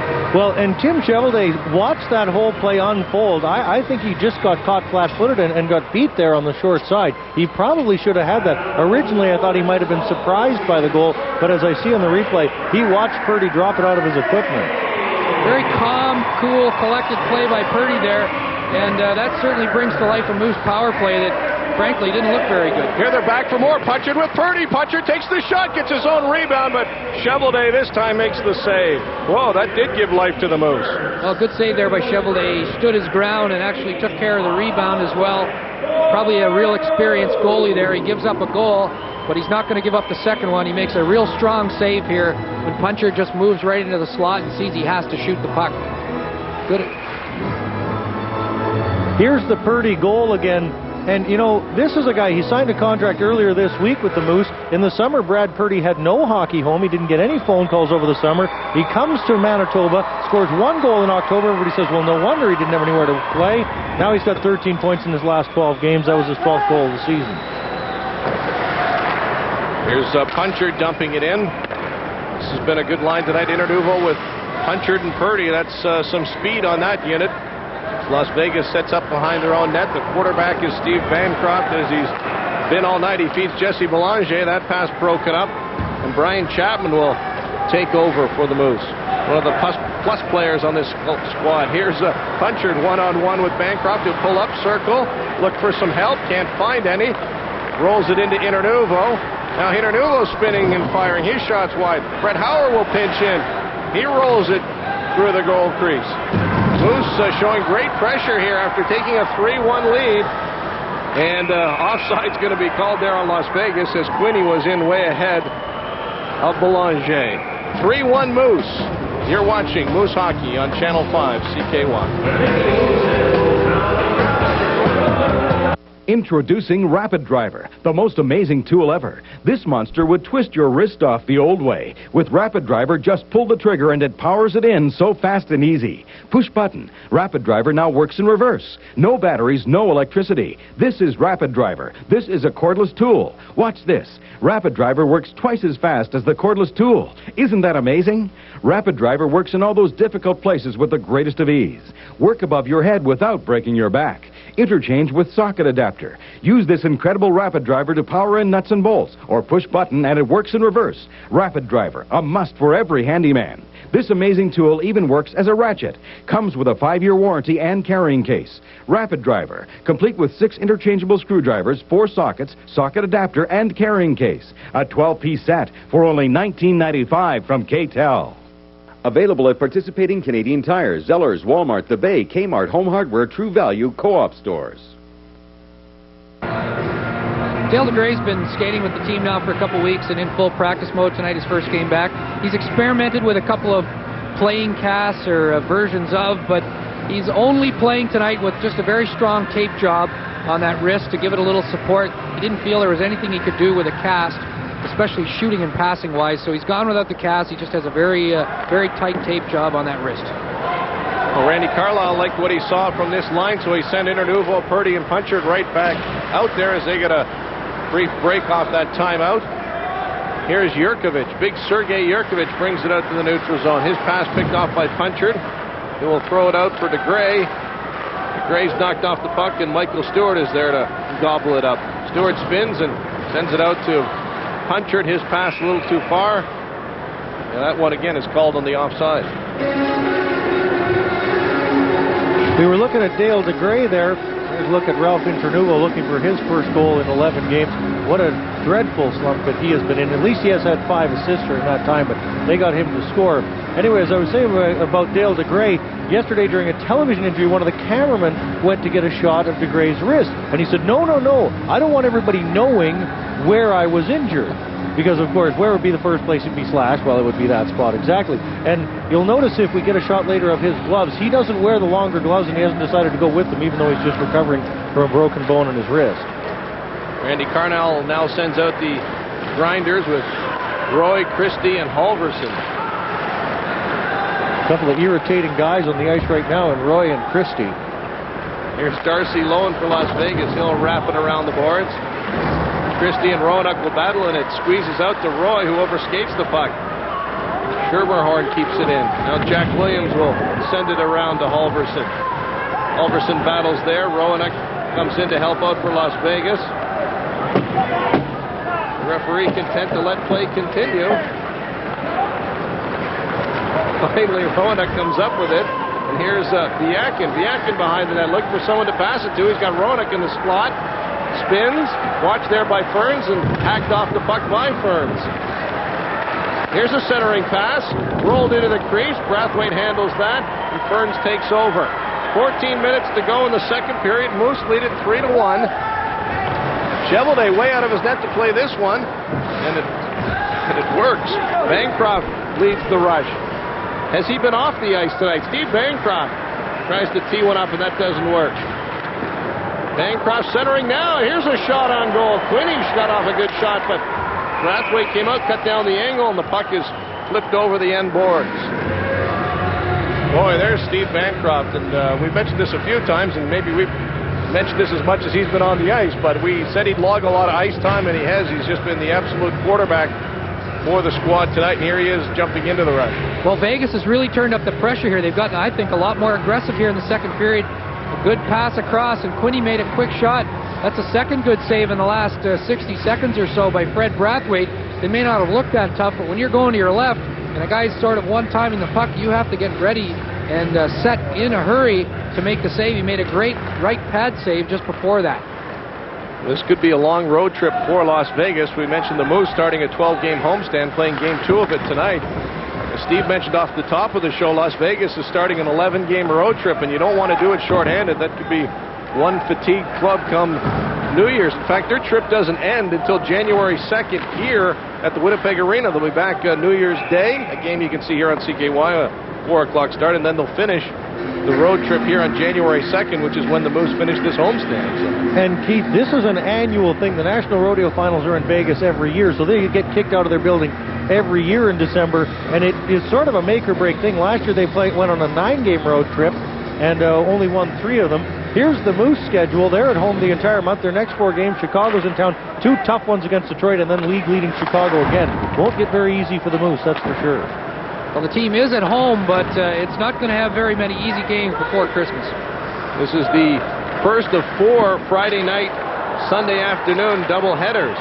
We mentioned Detroit in, then Chicago, and then Milwaukee to end out December. Here's Pankowitz looking for some help, drops for Hauer, and the pass doesn't work. Chapman will take over for the Moose. Here's Belanger, leaves it, and Arneal takes over. He's waiting for Pankowitz to get onside. Now he brings it over the line. He's watched there by Yurkowicz, and the pass intercepted by Jesse Belanger. He winds it up, and he's got some skating room up the middle. Jesse Belanger, number 2 scorer in the IHL, poked off the puck there by Ken Ferns. Quinney will give it back to him, but it's called on the offside. You're watching Moose Hockey on Channel 5, CKY. At Vernos Auto Body, they know your car is more than just a car. It's one of your largest investments. And since you wouldn't let just anyone drive it, why would you let just anyone fix it? Vernos Auto Body has over 40 years' experience utilizing only state-of-the-art equipment and the highest quality products. And now, as a member of Auto Pro Collision, you can receive immediate financing through our National Auto Pro credit card to assist you in large repairs or simply help with your deductible. For your next auto body repair, trust all the work to Vernos Auto Body, setting the standard in auto body repair. The Channel 5 Viewers Club and Time Center for the times of your life. Time Center is Winnipeg's clock and watch specialist. We have an unmatched selection of clocks and watches. From the very latest looks to classic distinction, you'll find it at Time Center. Add a 3-year warranty and a repair service, and where else would you shop? Right now, Viewers Club members receive 25% off all regular price Seiko watches and all grandfather clocks. Join the Channel 5 Viewers Club and start saving today. Well, clearly with one of the best lines in the league, Vegas leads or has the most potent offense in the league. 95 goals now, including tonight's, and 3 of the top 5 players in IHL scoring, as Steve and Keith have documented earlier tonight. 28 power play goals. That's more than a power play goal a game, and that's a great pace if you can keep that up for a full season. 12:20 to go in the second period. Moose lead at 3-1 on goals by Pankowitz, Gerard, and Purdy. Steve Bancroft has answered for Las Vegas. Here's a pass for Interduvo, trying to snap out of that slump, and it's called on the offside. Boy, Interduvo came here with so much promise, got the big contract, storybook junior career. Tried to hook on with the Edmonton Oilers organization, just hasn't worked out too. Well, I think they've had difficulty in finding the right centerman for him. They've tried Purdy, they've tried Gerard, they've had Ridley for a while. They're not sure if a left-handed centerman is better for him or a right-handed centerman, who can get him the puck a little easier. Ralph certainly still has his speed, and I think they're just trying to find some chemistry, trying to find the right mix. Here is Interduvo feeding it down to Punchert. Puncher's got Purdy in front. Can he find him? No, he's going to send it back to DeGray. His shot screen. Chevrolet has trouble with it. Still loose. Here's Stewart now. Firing on. That's tipped and just wide. Bancroft tries to clear. He gets it up to Day, who will clear the zone. Joe Day sends it across to Darcy Lowen. Drop pass there. Here's a chance for Las Vegas. Freddie Brathwaite comes out to make the save. We haven't talked much about Brathwaite. He hasn't seriously been tested, but he's been steady. Here's a 2-on-1 break. Purdy to Punchert. Punchert scores! Oh, it's 4-1 Manitoba on a beautiful 2-on-1 break from Brad Purdy to Brett Punchert. Well, this is just a great example of skilled players with soft hands. They know exactly what to do when the puck sits down. Purdy has his head up the whole way as he comes up the ice. Internuvo gets it up to him. A great lead pass. He sees Punchard over there. Just a nice little flip pass. And just in the nick of time before Tim Chevalier got over there, Brett Punchard's had trouble to get in and out of the lineup a little bit recently, but he certainly made Randy Carlyle's lineup decision worthwhile tonight, putting that one home. Well, there's two guys I mentioned earlier in the broadcast that Purdy signed a contract this week, and Brett Punchard was re-signed to another 25-gamer. Obviously, the confidence Randy Carlyle had in keeping this rookie around has paid off tonight in finishing that one off nicely. There's the mirror opposite of the Chris McSorley 2-on-1 that went nowhere. That's what I guess when you have skill with skill, that's what happens. 4-1 for the Moose. And Bob Strum is giving the referee an earful over at the Las Vegas bench there. I don't think he liked. I think it was a two-line pass on the. No, I think it was Rob Pattison went off the ice when the Moose had pressure in that previous stretch. He went off the ice holding his face. He actually wasn't participating in the play at all when the Thunder went up the ice for their chance to score. And I think Bob Strum was just complaining a little bit that he may have been high-sticked or something like that. So the Moose have a 4-1 lead. They need to make some hay on this homestand. They picked up a point against Quebec, and they're staring at 2 tonight. And the difference this team does at home, and maybe on TV, they haven't won since they last appeared on Channel 5 CKY, and they're well on their way to a victory here. The Moose are going to start lobbying CKY to televise every game, I would think. They'll run away with the Turner Cup at this rate. Here's Jason Christie. He's going to clear the zone. Well, until they had scored that goal there, Keith and Steve, I think the Moose were starting to look a little lethargic. Vegas taking the play to them, and the Moose content maybe with the 3-1 lead, but they seem to have gotten a little bit of jump here again in the last few minutes. Well, and we shouldn't count out this Vegas team. I mean, you just pointed out their thundering offense, and they certainly could explode for 3 goals without much effort. Here's Mark Kolasar bringing it to the neutral zone, beating a helmetless Jason Christie. Christie retreats and is going to go back to the bench to get his helmet. And another shift here for Chris McSorley. We see cruising up and down that right wing. Freddie Brathwaite will leave for Brian Chapman. Chapman will get it up to Hauer, who will dump it in. It's cold on the ice. Well, Tim, you were mentioning they were looking for a center for Ralph Internuvo. In the offseason, the Manitoba Moose offered Jesse Belanger $150,000 to come and play in Manitoba. He opted to take a $60,000 pay cut and play for $90,000 in Las Vegas for whatever reason, warmer weather, golf all year, whatever. Anyway, those kind of stats would look awfully good in the Manitoba Moose lineup, particularly with Ralph Internuvo on his wing. Well, I think the Moose are probably just sick when they found out that Belanger wasn't going to take their offer. He actually started the season in Switzerland, of all places, and had some contract problems with the team over there, the league, and decided to come back to North America, and Vegas was lucky enough to land him, and they've got a great first line now with those 3 guys. And at a bargain basement price, relatively speaking. Wow, I'll say. I mean, that is actually quite inexpensive for star-level players at the IHL level. No doubt about that. All right, a reminder up on the scoreboard that between these 2 games, between the Moose and Vegas, there's also some hockey tomorrow night here at the arena.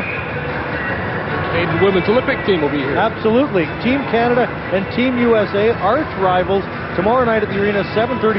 These 2 women's teams are outstanding hockey clubs. Of course, they met in the World Championship won by Canada last year in Kitchener. These 2 clubs are the ones that are favored to meet in the women's gold medal final. Women's hockey for the first time ever, a full-fledged medal sport at the Olympics in Nagano.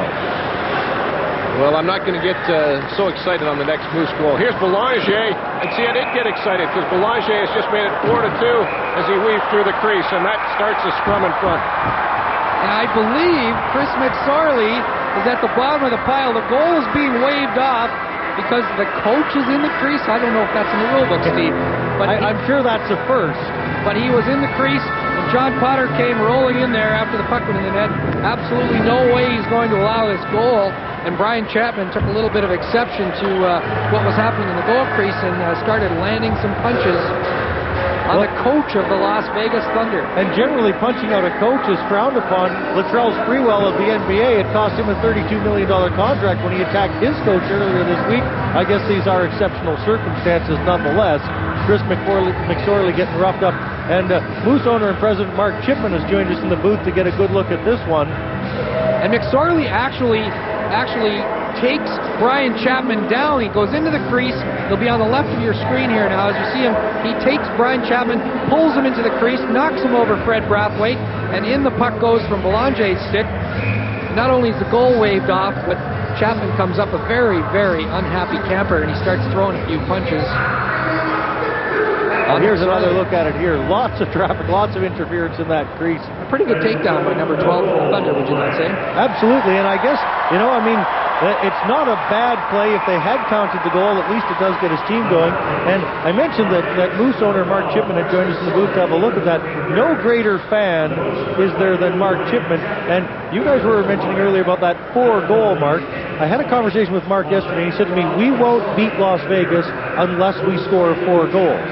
And any owner in the league, I'm sure there isn't another one who knows more about the IHL than Mark Chipman. Well, we'll find out, I guess, by the end of this game whether his prediction was right. Because now the Moose do have 4 goals. It just remains to be seen if they hold on to the win. Well, the game's only half over. There's 9:40 left in the second period. And it seems to play 4 aside. Chapman's probably gotten a roughing penalty. And McSorley interference, holding, could have been any number of things. And here's another penalty call coming up right away. And it's holding against Michael Stewart of the Moose. So it'll be 4-on-3 hockey. And Michael Stewart caught, he's latched onto Joe Day in front of the net, and I believe he actually pulls his left glove off as he was trying to prevent Day from getting to that centering pass. Referee John Potter was right there, and he's kept a close eye on front of that net so far tonight. It'll be a 4-on-3 power play. You don't see these very often. There'll be lots of ice for the Thunder to work their power play, and Steve Bancroft and Jesse Belanger.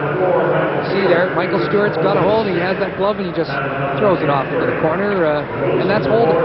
And Tim, John Potter has called a very consistent game. He established early what would be a penalty, and he's called every single one of them. There's been really no leeway. There have been no marginal calls. Anything that's been under that umbrella that he established early, he's sent them off for 2. And it's a rare night in this league where we're complimenting the officiating, but he's doing a fine job tonight, I think. All right, here we go. A little 4-on-3 hockey. Lots of room out there. And the Moose quickly clear the zone. Going back to that crease incident, I guess if your coach gets run in the crease and you don't come to help him out, you might be looking for work real fast. I think a lot of guys wouldn't know how to react in that situation. So here the Las Vegas winding it up with this 4-on-3 power play. Pattison comes to the neutral zone, gains the line and dumps it in. Brathwaite will leave it there for Hauer, who quickly slaps it out past Jesse Belanger and out to the neutral zone where Steve Bancroft will take over. Bancroft with Pattison, Quinney, and Belanger. 3 of the top 4 scorers in the IHL with plenty of room to operate, and here is that room. Pattison in alone, shoots, and Freddie stones him. Oh, Brathwaite came up big on Pattison, who got a great outlet pass from Bancroft.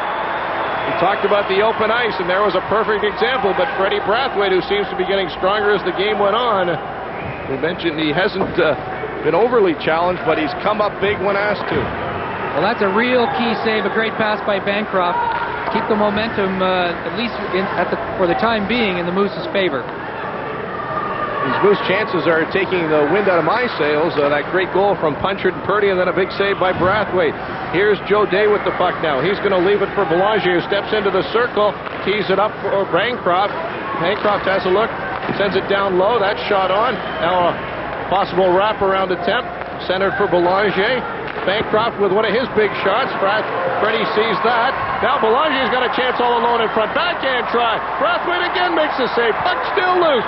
Gloved by Howard to the sideboards and cleared by Jimmy Roy. And that brings out a big applause from the Winnipeg Arena. Great penalty killing by the Moose. 6 seconds. 6 seconds. We're all even. 6 seconds you may have heard by our microphones, and we're all even. In fact, we're all even right now as Stewart returns to the ice. And everybody's even. Puck dumped down Icing's going to be called against Manitoba, and that'll give us a chance to take another commercial break. Manitoba in control, leading 4-1.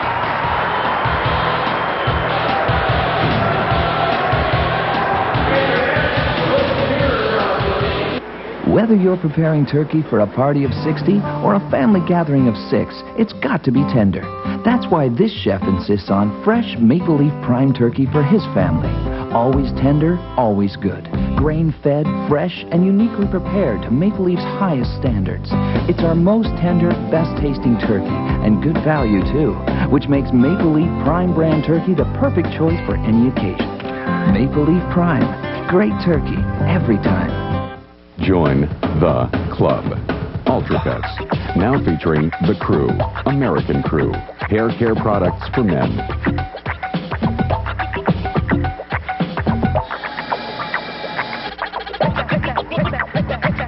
Flash your Viewers Club card and snag up to 25% off hair care products and services. Definitely a cut above the rest. Ultra Cuts. Join the club, the Viewers Club. We'll talk about seeing the ice well. This is a textbook definition of it. Steve Bancroft, what a great pass to Pattison in the clear. He goes in, and Brathwaite outweights him, makes a great save during that power play. Here's another look at it from a low angle in the corner. You see Brathwaite stands his ground. He does not commit first, and he has a good position to make a blocker pad save. And Tim, on behalf of Keith, we should send out a plea to our viewers. If you have a recipe for a good mustard plaster, Keith could use it. As of yesterday, Keith had no voice whatsoever, and it was actually quite peaceful. But for a play-by-play man, I guess that can be a bit of a detriment. Well, hats off to our crew there as well. 3 great replay angles of that big save by Freddie Brathwaite. We talked about the penalty killing, Keith. Best penalty killer is always your goalie when he comes up with a couple of big saves. Well, I'm glad I made this game because it's been another entertaining one on CKY, and exciting ones tend to put a little stress on the voice, so I'm kind of glad I am a part of it. Moose leading 4-1. They took a 4-1 lead on a beautiful 2-on-1 goal from Purdy to Punchard, and here they come again. Purdy with Punchard and the trailer Interduvo. Interduvo's shot is stopped by Chevelday, and he'll hold on, but boy, that line has just done some great work tonight, and they're still muscling down there. That was a pretty quick whistle. That puck was still loose in the crease. I guess John Potter over to the right-hand side of the net couldn't see the loose puck. And I think that's what started the scrum. The Moose were going after it. It was laying there, free for the first come, first serve. Well, Biakin and Roenick didn't like the way Purdy was slapping it, but you're right, Steve, exactly right. John Potter's on the close side of our replay, and when it's under Tim Chevelday's pad or close to it, he believes it's frozen. He has lost sight of it. He's supposed to blow the whistle. A good play by Purdy to get it over to Internuvo, and he lets a quick shot go. And you can see the puck there. Very good camera work. Chevelday didn't have it quite covered with his pad, but his stick was there, and that's probably good enough for a whistle. It would appear to me that the fatigue is setting in for the shorthanded Vegas team, and the speed of the Moose really starting to show, especially when that line of Internuvo, Punchard, and Purdy's out there. Here's Pankowitz sending it back to the point on Chapman. He fires it down to Girard. Chapman keeps it in at the line. Girard digs it free. Good piece of work along the wall there. Now he's taken heavily into the boards by Kurtz. Centering pass comes to Pankowitz. He battles with Bancroft. Bancroft falls, and that gives a chance for Girard to try and feed it to or at least Arneal, and that was picked off at the last second. Chapman now clears to center ice, and here's a chance for Pankowitz. Slips down behind the defense. One-on-one chance, cuts to the middle, loses control of the puck. Pankowitz maybe one too many moves. Here's Jesse Belanger taking over for Vegas. He's got Quinney with him. Quinney pulls up, gets some help from Bancroft. He unloads, and the shot is weak and wide. Justin Kurtz keeps it in. Flips it behind the net where Quinney wins the race to the puck by Girard. Quinney beat Girard to the puck, and Vegas takes over behind with that. Here's Belanger trying to get it to McCleary, and it's intercepted by Greg Pankowitz, who spins and clears to the neutral zone where Justin Kurtz easily intercepts. A little back and forth hockey here in the neutral zone. Justin Kurtz intercepts and feeds on the far boards to Pattison. Pattison has a man with him, firing it on the net. He had Linden with him, but elected to shoot. Here's Hauer now, sending it up the middle to Arneal, who feeds Pankowitz. Pankowitz is pulling out all the moves tonight, not getting very far, but he showing a lot of wheeling and dealing out there. Just over 5 minutes to go, second period. Moose leading 4-1. It's been an excellent effort by the Moose. But here's a weird one. Oh, it rolled up the shoulder of Freddie Brathwaite, and Pattison hit the goalpost. Battle along in the corner. It comes free. Christie down there with Cullen and Roy and Linden as well. Day will help out 6 players along the boards. Finally comes out to the neutral zone. Roy here in a race for the puck. Jurkovic is going to win that one. Jurkovic trying to shake off Roy. Boy, he's a big man out there. Jurkovic to the line, but he's pulled off the puck by Stewart. And there's a penalty behind the play. We'll sort that out when we come back from this timeout. Moose leading 4-1 late in the second.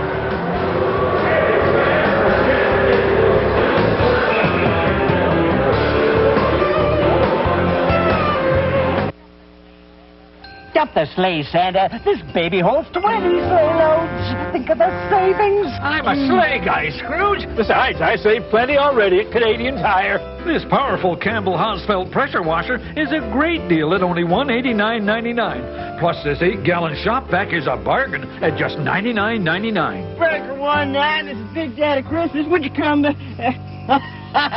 Big Daddy. Over. Canadian Tire lets you give like Santa. And save like Scrooge. From riches I have developed 16 commercial properties, including Euro Alcatraz. to rags. Let's go scrub the kitchen floor.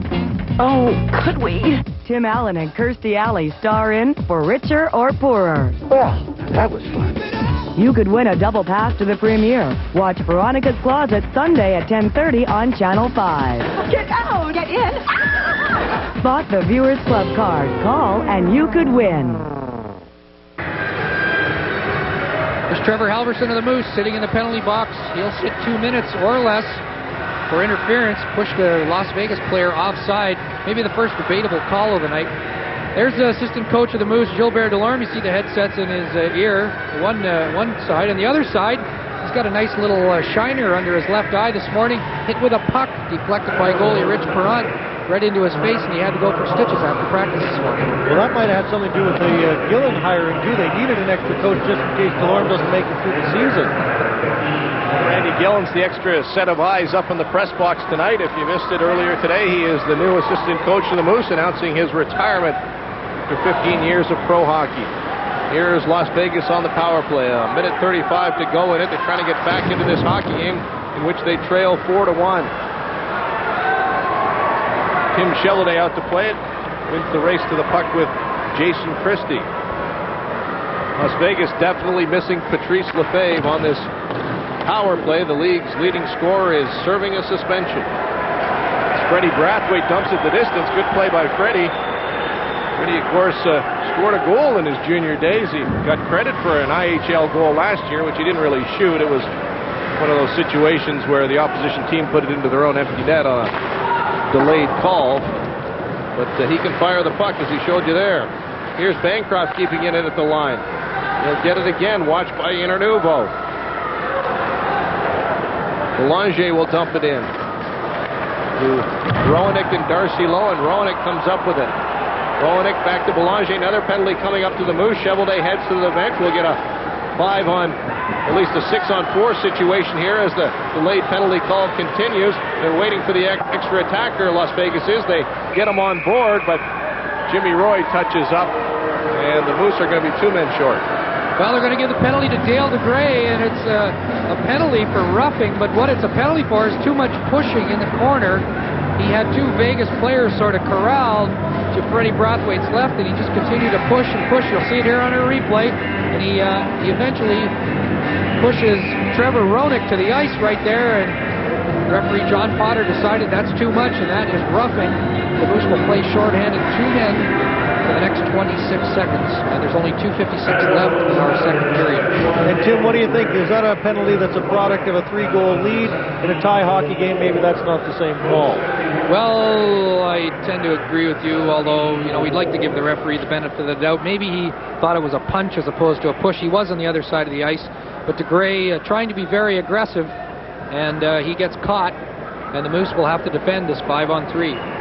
Well, and DeGray has been very aggressive. He's had tons of jump tonight. I'm sure Randy Carlisle is absolutely thrilled with his return to action because he's been everything the Moose had hoped for and everything they've lacked on the blue line in the last 6 weeks. And he certainly added a lot of energy to the lineup tonight. And again, Freddie Brathwaite dumps it the distance. That brings a cheer from the crowd. And the Moose need it because they're in a down on 2 men here. 5-on-3 situation. Here's Ken Quinney driving for the net. Center's out front, cleared there by Hauer. Here's Belanger now. Las Vegas with a great chance to get back in this hockey game. They're down by 3. Goal late in the second here would set them up for the third. Ice pass fails to click. 1 man is back. Trevor Halverson comes back. It's now 5-on-4 hockey as the captain, Scott Arneal, dumps it down. 1:24 remaining in the second penalty. Just over 2 minutes to go in the period. Boy, if the Moose could get out of this period with a 3-goal lead, you got to like their chances. Tied up at the line there. Here's Kolasar sending away Jimmy Roy. Jimmy Roy in alone. He shoots and he shot it wide. Oh. Jimmy Roy sent in by Kolasar off a play set up originally by Chapman, who got the puck at the line, but it failed to click. Obviously, not a real sniper. Jimmy Roy had a great chance there.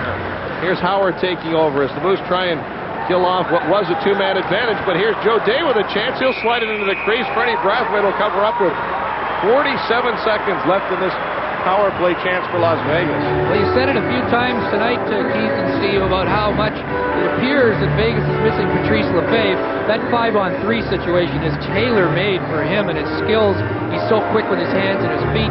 He makes so many things happen, and they do miss him when they get in a situation like this tonight.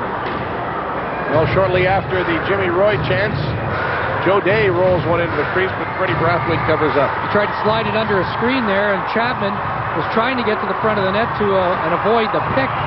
Try and take out the player there, rebound, hoping that Brathwaite would come up with the first save, as he has done many times in this second period tonight. Freddie Brathwaite quietly making a bid to be one of the game stars tonight. He's been solid in the Moose net against this high-powered Las Vegas offense. Biakin keeps it in at the line. Fires to the far corner. Darcy Lowen getting it back to Justin Kurtz at the line. Christie will take over.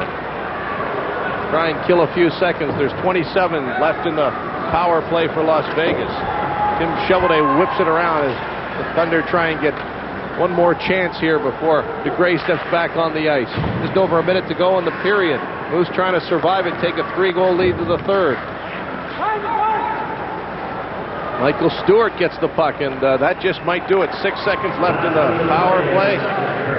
A minute to go in the period, and Dale DeGray steps on the ice. The Moose kill off a 2-man advantage. That's a big turning point, and it might just spur the Moose to victory tonight. That was a great chance for Las Vegas to get back in the hockey game, and they fail to capitalize. 45 seconds to go in the period as Kent Ferns takes over behind the Moose net. He'll just dump it out. Tim Cheveldae will let it go down, and the Moose will get called for icings as the penalties have expired. So, Keith, here's a look at what we have coming up in our second intermission, which is coming up in just 33 seconds from now. Channel 5 News Update will go over to our studios and join Gord LeClaire. As well, we'll feature Terry Sawchuk in our Hockey in the Heartland, and, of course, the highlights from the second period, which include a couple of goals by the Manitoba Moose. One by Brad Purdy when he dropped it out of his equipment, and another by Brett Punchard on a nice 2-on-1 set up by Brad Purdy. 33 seconds to go in this period. Things look good for the Moose. They're 4-1 when leading after 2 periods, and Vegas isn't a great comeback team. They're 2-7-1 when trailing after 2. However, Las Vegas is 4-1 in Friday night games. Just a walking statistical book over there. So you figure it out. Where do you hide all those books up in the booth here, Steve? I've got them crammed in my head because I have nothing else in there.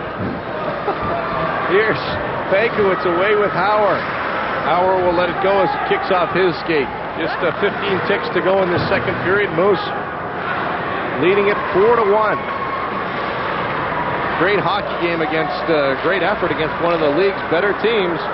Moose trying to snap a 5-game slide as the second period winds down. And the Moose will indeed take a 4-1 lead to the second period as we get a solid hit there on Hauer just before they head to the dressing room there. But the officials get in between, and we are ready for the second intermission. Moose lead it 4-1 after 2.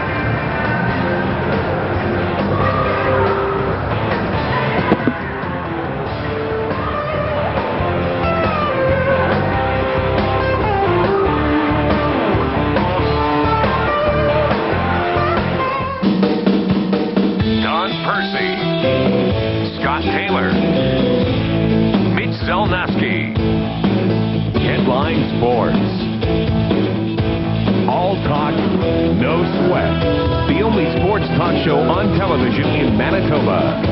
Saturdays at 5 on CKY. Brought to you in part by Air Canada Vacations and KY58. For Canada's national women's hockey team, the Trail to Japan goes through Winnipeg Saturday, December 6th, 7:30 p.m. at the Winnipeg Arena. It's Team Canada versus Team USA. Tickets at select seats ranging from $6.75 to $19.75 plus agency fee. How can you change $3 into $30,000? By playing Kinsman Jackpot Bingo. Every Saturday at 5:30, you can play one of the longest-running bingo games in the province. Now with a bigger weekly jackpot that could grow to a guaranteed $30,000. Cards are available at all regular outlets and at participating Bank of Montreal, Max Convenience Stores, PharmaSave, and Shoppers Drug Marts. Don't miss the fun. You could turn a few bucks into bigger than ever bucks with Kinsman Jackpot Bingo. Here's this week's jackpot in 51 numbers or less.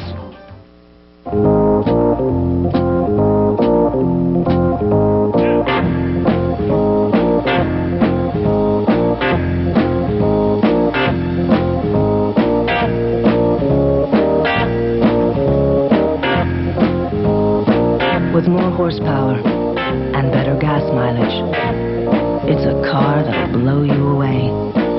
The new 98 Corolla, unlike any other car, just like every Toyota. If you hold the Viewers Club card number 130298, congratulations. You are the winner of a $200 shopping spree at Eaton Place. Call the Channel 5 Viewers Club hotline at 788-3333 to claim your prize.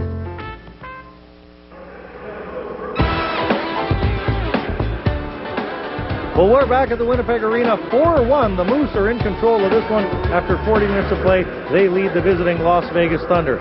Now let's head over to our Channel 5 News studios and join Gord LeClaire with this Channel 5 News update.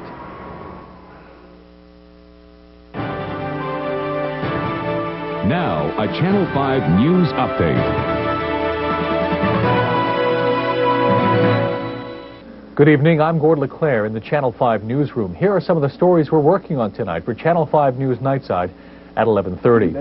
The Manitoba New Democrats had some harsh words from the Filmon government today about its action on domestic violence. The Tories rejected 5 demands the NDP made, including restoring funding recently to cut women's agencies, new legislation for victim protection, and a written response to community views on the Lavoie report. The New Democrats say until the province responds to these demands, it will fail to effectively deal with domestic violence. And it so far has not ended. This government has not in any way convinced the community or members of the opposition that it is in any real sense committed to ending the terror of Manitoba women and children. Well, we're headed for yet another mild weekend, which some weather experts say is really normal for this time of the year. But most longtime residents of Manitoba shake their heads when they hear that. More mild weather means another weekend of good and bad news for a lot of you. Channel 5's Paul Pachura explains. Remember this? Memories of last year's stormy winter are still fresh in the minds of people who live here.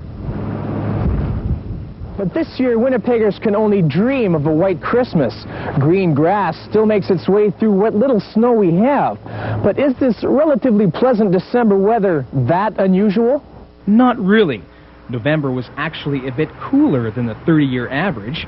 The difference is precipitation. Usually we have a little bit more snow at this time of year. There's no doubt about that. So we are below normal in that regard. And I think what makes it particularly obvious this year is especially the last 2 Novembers, we've had very significant snowfalls. This last snowfall is already beginning to melt, and so are the spirits of the owner of Portage Cycle and Sports. Ray Bowden's inventory isn't moving, and unless more snow falls before Christmas, he'll be stuck with it. People are coming in and kind of looking, and then they're kind of maybe putting the deposit down and then saying we'll be back when there's snow where they can use them. So in the meantime, the sale is not complete till they pick it up. And car batteries, booster cables, and car warmers aren't the big sellers yet either. Even chiropractors say they notice a difference. By this time of year, we would normally see quite a few injuries related to removing snow or actually people slipping or sliding on ice and falling and hurting themselves. So if you're dreaming of a white Christmas, you may be out of luck. Environment Canada doesn't forecast any significant snowfall over the next 3 weeks. Paul Patura, Channel 5 News. For these stories and more, be sure to join Nancy Gummo with sports and me tonight for Channel 5 News Nightside at 11:30. Now back to the arena. Well, thanks to Gord LeClaire, it's 4-1 here at the Winnipeg Arena. We're going to take a short break. When we come back, he may be one of the greatest, not may, he is one of the greatest goaltenders of all time. Terry Sawchuk is featured in our Hockey in the Heartland.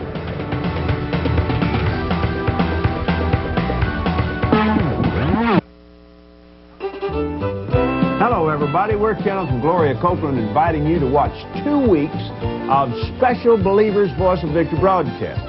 You know, the gospel is God's message of peace and His promise of victory. And right here in our prayer cabin in the beautiful, peaceful hills of Arkansas, we have a special time of getting into God's Word. We want you to be a part of it, right here on the Believer's Voice of Victory.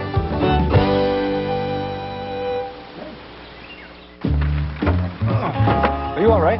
Yeah, I'm here to... I know why you're here. I've been driving F-150s for over 20 years. There's always someone like you hanging around to make sure I'm happy. Well, you know the F-150 is Canada's best-selling pickup for over 30 years. I see you got the XLT package. Air, automatic, big V8. $399 a month for $59 more a month. My dad, he got the 4x4. Standard third door, too, huh? Your Ford and Mercury dealers, we're with you all the way.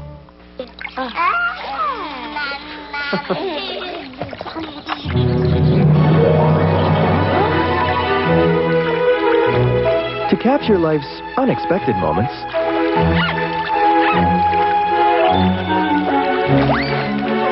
trust the experts. Japan Camera, making you look great is our business, our only business. Legendary Nikon quality helps you capture life's wondrous moments with the compact Nikon AF230 outfit, on sale at Japan Camera.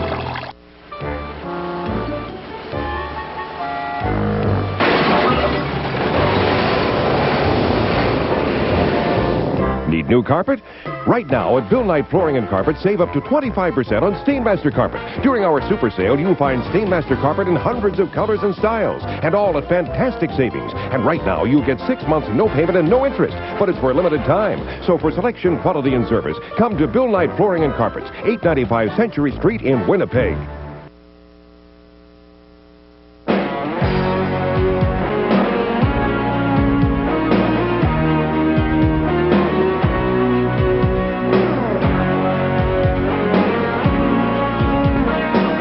Terry Sawchuk was born in Winnipeg at the beginning of the Great Depression. He made his NHL debut with the Detroit Red Wings in 1949. Sawchuk helped the Red Wings win 3 Stanley Cups in the 50s, and his 971 games are the most ever by an NHL goaltender. Sawchuk won the Vezina Trophy 4 times, and he was named to the NHL All-Star team 7 times in a career that spanned 21 seasons. His most prodigious record, though, is the 106 shutouts he registered over his stellar career. The record has been unchallenged since Sawchuk retired in 1970.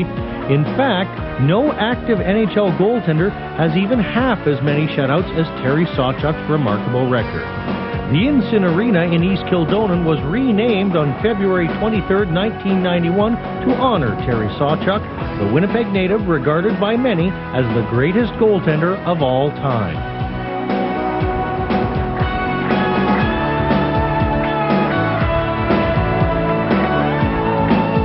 Terry Sawchuk, what a remarkable story. Of course, the province of Manitoba is steeped in hockey history, and in our Hockey in the Heartland feature, we'll show you many of those moments, including the great Billy Mosienko. That's coming up on one of our Moose broadcasts down the road.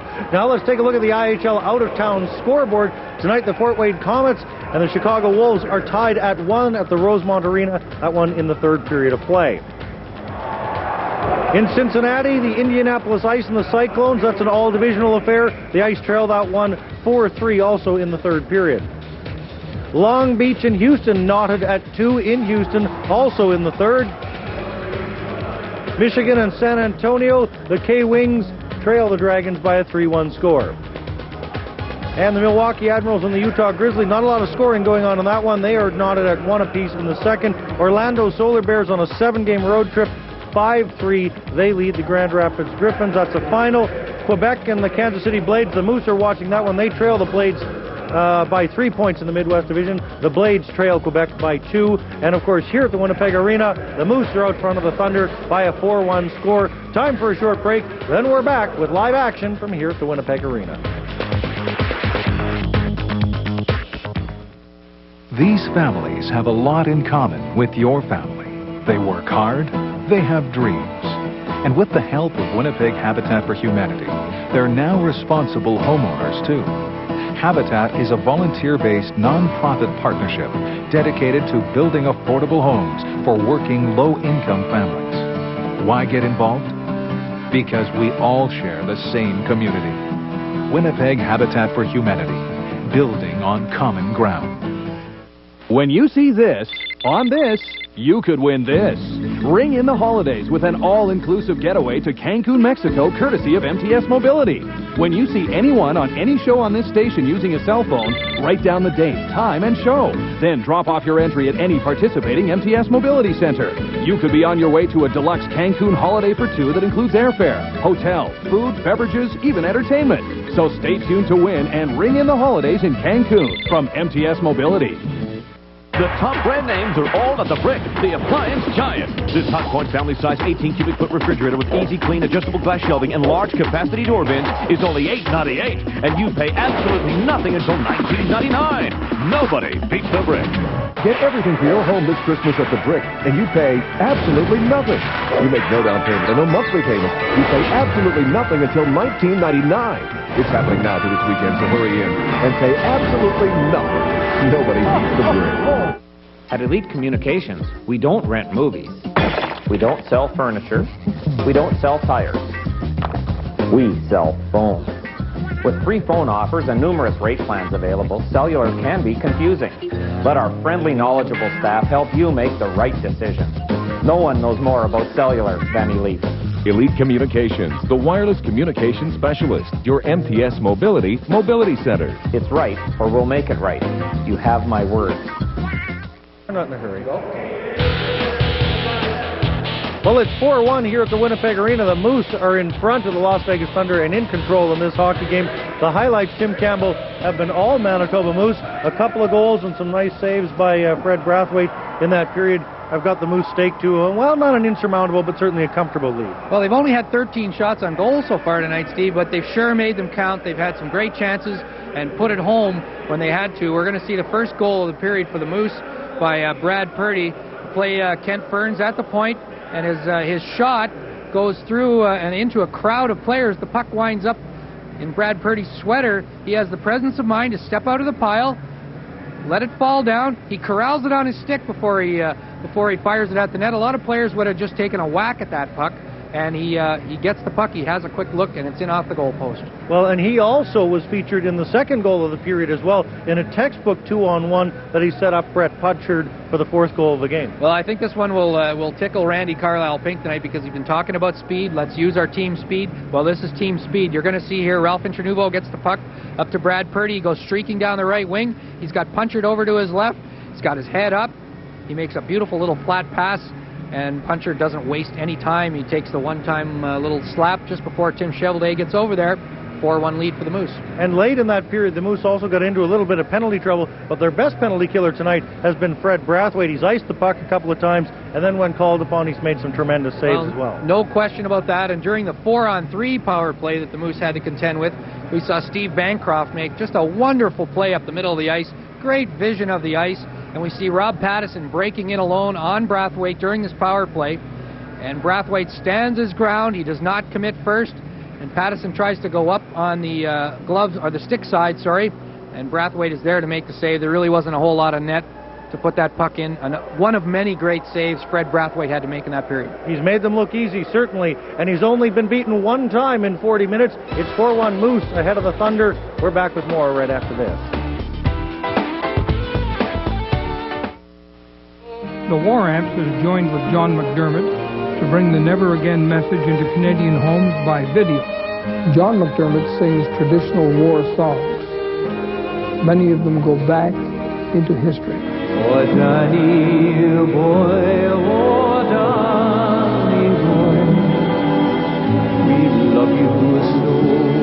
tragedy of war, as with all our videos, may be purchased on a cost recovery basis.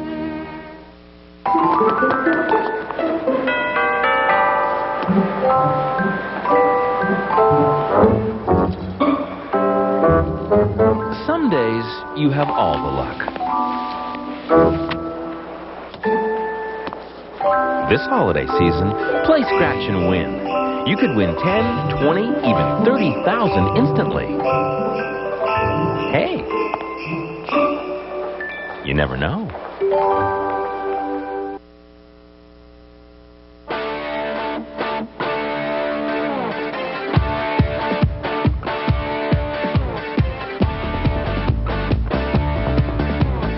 You're watching Manitoba Moose Hockey on Channel 5, what real TV is made of. Well, here's a look at our game summary. It started in the first period with an unassisted goal by Greg Pankowitz. Rick Girard followed that up with a goal from Arneal and Ferns. Then Steve Bancroft scored the only goal of the game so far for Las Vegas.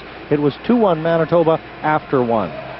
Then in the second period, Brad Purdy dropped it out of his equipment on the power play and surprised Tim Cheveldae, and then he set up Brett Punchard on a 2-on-1. Ralph Internuvo with the other assist on that, and that's the way it stands right now. 4-1, the Moose lead the Thunder as we're ready to start the third period, or close to it. There's a look at Brett Punchard right there. Former U.S. collegian and an IHL rookie. Just signed a new 25-game tryout. His second of the season so far.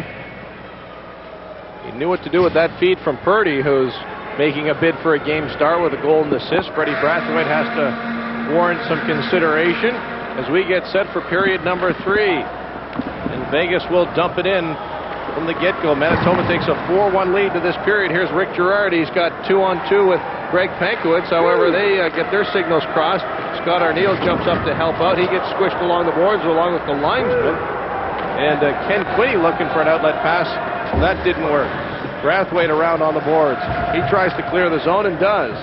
Bancroft will have to start over for Las Vegas. He's hounded there by Girard, who frees up the puck for Hauer, who just dumps it in and then heads for the bench. Darcy Lowen now takes over. At least Linden takes over for Las Vegas. Here's Dale DeGray. He'll send it cross ice to Pankowitz. Pankowitz sending it Purdy in for a full flight. Here's Brad Purdy. We talked about a goal and assist tonight, looking for more. Punchard with a shot. Cheveldae has trouble with that. Looks behind him, but he holds on to make the save. And boy, the P&P boys, Purdy and Punchard, have been a dangerous combo tonight. Well, that was about 3 inches from being a goal, I think. Tim Cheveldae sat on that just in the nick of time.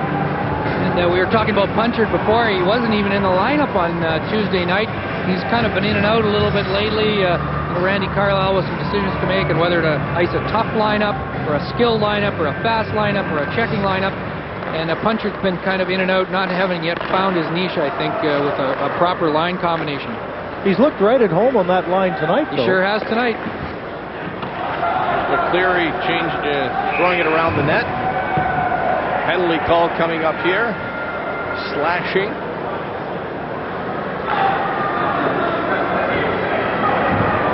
Against the Moose, and it looks like it's Purdy's going on. There's been a fairly steady parade to the penalty box, but there hasn't been a whole lot of animosity between these two teams. Here's a look at the penalty here on the left-hand side. It looks like he was just going for the stick, and it was a little bit misguided. What do you think, Tim? Was that headed for the stick originally? Well, it may have been headed for the stick, but if you slash a guy's stick that hard, that's a penalty as well. So whether or not he was trying to or did get the stick, he kind of took a bit of a wind up there, a bit of a two-hander, and I have no argument with that call. That's slashing.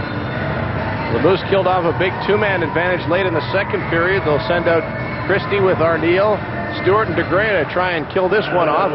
Vegas controls off the draw. Belanger is always playing the point, dumps it behind the net. Here's Arneal pouncing on the puck, and he'll get it out and down the ice. Christie will keep an eye on Cheveldae, who will feed it up to Bancroft, or at least Belanger. Belanger now leaves for Quinney. Quinney's got some room in the slot. He'll drop it back to Belanger, feed it over here to Bancroft in the circle. Oh, what a shot he has. He has the lone Vegas goal, and he scored on a blast similar to that one. Boy, he's got a big cannon back there on the point. That's why he's among the league leaders in scoring defensemen. Bancroft again. This time he'll tee it up for Belanger. Oh, the one-timer fails as Belanger fans. He'll get it back at the point. Belanger does. This one is tipped and just wide. Vegas with good pressure on this power play, trying to cut the deficit to 2 as they trail 4-1 here early in the third. Ken Quinney down low, sends it back to Belanger. Belanger into Patterson and back out to Bancroft. Good puck movement here by Las Vegas, trying to get their second goal of the game. That shot blocked by DeGray, but here is Belanger to pounce on it. Not hard to figure out why he plays the point on the power play. Great puck handling. But the Moose have kept Vegas to the perimeter so far. Here's a shot from the point. Freddie saw it all the way and cleared it to the sideboards. Arneal clears it out, and there's just 35 seconds left in the power play. Good puck movement by Las Vegas, but the Moose able to keep them out on the perimeter and not very many dangerous shots there. Here's an offside call with 26 seconds left to go on the power play. There's Steve Bancroft. He was working the puck around, down deep, back to the point, down deep, back to the point. They really never did get a close-in chance for a cross-crease pass or a one-time shot with somebody going to the net. They tried hard, but the Moose didn't crack. They kind of bent a little bit here and there, but didn't really give in that key area between the hash marks and in the middle of the ice. And I don't know if Danny Lambert has a point tonight or not. If he does not, the goal by Bancroft will tie him for the defensive scoring lead with Lambert, each with 29 points. The nameless number 12 is back out again. That's playing coach Chris McSorley. He decided so late that he'd suit up for this game. They never got a jersey for him. He is the head coach of the team, and out there playing with this short-handed lineup, he gives himself a little time on the power play. Hey, who's going to argue with him? Puck goes over the end boards, and there's just 9 seconds left in the power play. And even without Patrice Lefebvre, I don't think you can say enough about the Moose effort tonight. They know during this 12-game homestand they've got to make up some points. They did get one against Quebec, and they have a chance to get 2 more here. And it's certainly led by Fred Brathwaite tonight. That this team, a slumping team, always needs their goalie to come up big. One point we didn't make before. Fred's actually playing against his old team. He played 2 seasons ago in Vegas.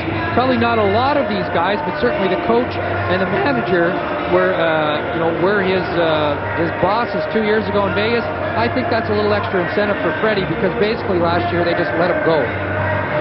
Well, he's certainly having his revenge tonight. Although he hasn't been tested a lot, he has turned aside 20 shots, and we saw a couple in a short-handed situation in the second period where he really had to be sharp. Came up with the big breakaway save on Patterson there after he was sent in by Bancroft on that 4-on-3 power play situation in the second. Here's Chapman wrapping it around the boards to Christie. 4 seconds left in the Las Vegas power play. You hear Cheveldae tapping his stick to warn his teammates that the extra skater is on board, and Purdy does indeed step out of the penalty box. Teams at full and even strength. And here's a well-rested Brad Purdy, dipsy-doodling, as they use a Danny Gallivan phrase, through the neutral zone. He won't mind. Haven't hauled that one out in a long time. Here's Brathwaite wrapping it around to Jimmy Roy. I'm waiting for cannonading drive. Can you work that one in? I don't know if the voice could take it tonight, Steve, but we'll see if we can't slip it in. Certainly Steve Bancroft's goal tonight was a cannonading drive.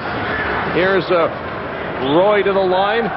He's got some moves. He's also got a man with him. Halverson's going for the net, but Roy is dumped in the corner. And here comes Vegas on the attack. Linden dumps it around. Brathwaite handles that. Williams will take over, get it up to Roy as some of the grinders get some playing time here in the third period. Cheveldae wraps it up on the boards. Bancroft bump heavily as the Moose do some hitting here. Here's Quinney looking for a man in the slot, and he's got one. Biakin, is all alone in the slot, but Halverson came back to save the play because Brathwaite was down and out, and Trevor Halverson took Biakin out of the play to save a goal. Here's an icing call against the Moose. They need a break, and so do we. It's 4-1 Moose, 50 and a half to go in the third.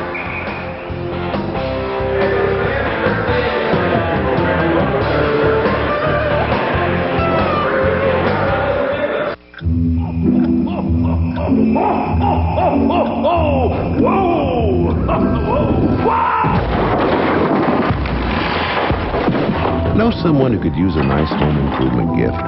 Come to the Home Depot. You'll find everything from convenient gift certificates to this DeWalt 9.6-volt cordless drill kit. At only $178, it makes a great gift. It's all at the Home Depot, the toy store for big kids. Hi, I'm Iris Walsh, inviting you into our kitchen for some great ideas, great recipes, and great fun. Safeway's Great Tastes of Manitoba, Fridays at 11:30 a.m. and Saturdays at 4 p.m., only on Channel 5 CKY. Commitment into the night. We didn't become Manitoba's news leader by taking the night off. Channel 5 News Nightside weeknights at 11:30 with Gord LeClaire, Keith McMahon, John Sauter. Coverage you count on into the night. Channel 5 News Nightside. Chris Masorley talked this morning about getting some offense from his defense. Well, you see here, Ilya Biakin jumps into the play all alone in front of the net. Trevor Halverson doesn't give up on it. He's behind him a step or two, but he stays with it. And when Biakin goes to make a deke to the left, Halverson has then caught up enough to bother his stick, and he saved the goal because Fred Brathwaite was down and out trying to stop that one. I think Halverson and Jack Williams have acquitted themselves very well tonight. Here's Bancroft, jumps into the play, poked off the puck by Purdy, and here's a chance for the Moose. Punchard in alone on a semi-break, but he's got a long way to go for the puck. He gets there, but he had a sharp angle to shoot at, and Cheveldae was able to make the save. Here's DeGray with a shot. Purdy got a piece of that, but it goes wide. Purdy and Punchard been all over the ice tonight. Here's Purdy circling in the circle. His one-handed attempt is picked off by Bancroft. Oh, they've been a pair tonight, Purdy and Punchard have. Here's Pattison coming back for Vegas. He's ridden off the puck by Stewart. Vegas controls. McCleary will fire on net. DeGray able to deflect that one wide. And he'll take over, trying to get it up there to Purdy. It goes too far. The ever-present Bancroft picks it off as play is whistled down, and Stewart and McCleary exchange sticks at center ice. Well, you see McCleary gave Stewart a little slash. He tried to hit, I think it was Stewart, when he was coming out of the zone, took a little bit of a jump at him. He's a very irritating player to play against. He wears the visor, but he's out there stirring it up. He just got traded to the Thunder actually through Fort Wayne, but he played most of the first part of the season with the Detroit Vipers, and they sent him over to Fort Wayne. And the reason he wound up in Vegas was that Bashkirov, the player that Vegas had loaned to Fort Wayne wanted to keep, so Vegas wanted a player back there. Have I confused you enough? Well, no, that clears it up for us, and you'll notice McCleary wanted no part of Mike Stewart, because as we saw earlier in the year, when Mike Stewart squared off with Kerry Clark, a noted tough guy in the IHL, Mike Stewart is in that class of players who can play and take care of themselves. McCleary obviously knows that, and he had wanted no part of that after the whistle. McCleary's been actually quite quiet tonight, guys. I don't know that we've noticed him a whole lot. He's usually in there stirring it up all the time, so that's probably a sign he hasn't had as effective a game as he usually does. With a 3-goal lead here in the third, Randy Carlyle is stretching his bench. He's got the line of Halverson, Roy, and Christie back out there. And he could afford to play the Grinders nursing a 3-goal lead with 14 and a half minutes to go in the third period. Brathwaite will leave for Ferns, who instantly starts up ice, but his pass is picked off by Schermerhorn. Vegas keeps it in. Lowen dumps it down. Tries to feed Biakinu again, jumps into the rush, but here's Roy and Halverson getting loose. 2-on-2. Biakin trying to get back to help out after jumping in. Glove save there by Cheveldae. He'll play the puck up the boards to Lowen, who clears the zone, but there is Ferns to take over for Manitoba. Christie will dump it down as the Moose make full changes. Quinney on the far boards takes over. He'll chip it out to Roanoke, who bats at it, but that doesn't work. Chapman takes over for the Moose. He feeds Hauer, and up to Gerard it goes. Some good passing here by the Moose as they break out. Gerard's got Pankowitz, who he drops for. Who turn tries to feed Arneal down the far wing, and that was a good scoring chance for the Moose. Cleared out now to the neutral zone with 13 and a half minutes to go. 4-1 Moose. They're trying to end a 5-game slide and stop Las Vegas's 5-game winning streak. The Streak Busters, I guess, on CKY it's been. They stopped a 7-gamer by Grand Rapids 2 weeks ago tonight. They've turned in some excellent performances here on home ice, and especially on Channel 5. Here's Ken Quinney to the line. He feeds Linden, got up at his skate, so Linden will fire to Quinney behind the net. Here's Belanger centering, puck loose in front. Arneal clears it from danger. Belanger again behind the net, tries to wrap around. Freddie has nothing with that, but now the rebound goes to Belanger, and he puts that home.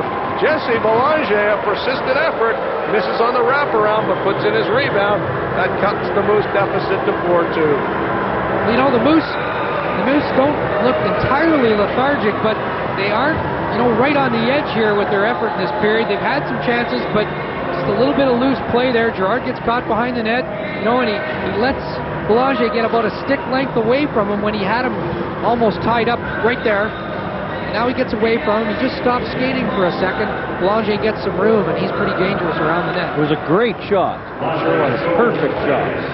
You talk about good hands there. Wow, was that a pick by Belanger? And no wonder he's the second leading scorer in the IHL with hands like that. But back come the tandem of Internuvo in on Owen. Chevelday made the save, and there's that line again. Purdy sending it Internuvo, and Chevelday had to come up with a big save as the Moose almost immediately answered the Las Vegas goal.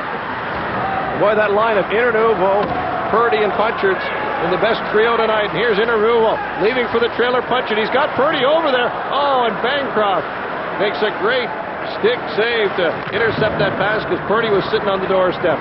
Here's another chance for Internuvo. That shot's blocked by, guess who? Steve Bancroft, who's just done everything for the Moose tonight. Icing coming up, and a much-needed one for Las Vegas. Oh, it's now waved off. Play will continue. Chevelday comes out to play it. Las Vegas got their line change in. Can't say enough about Bancroft tonight. I think Freddie Brathwaite played a huge game. So is Purdy, but so is Steve Bancroft, and that might be your 3 stars tonight.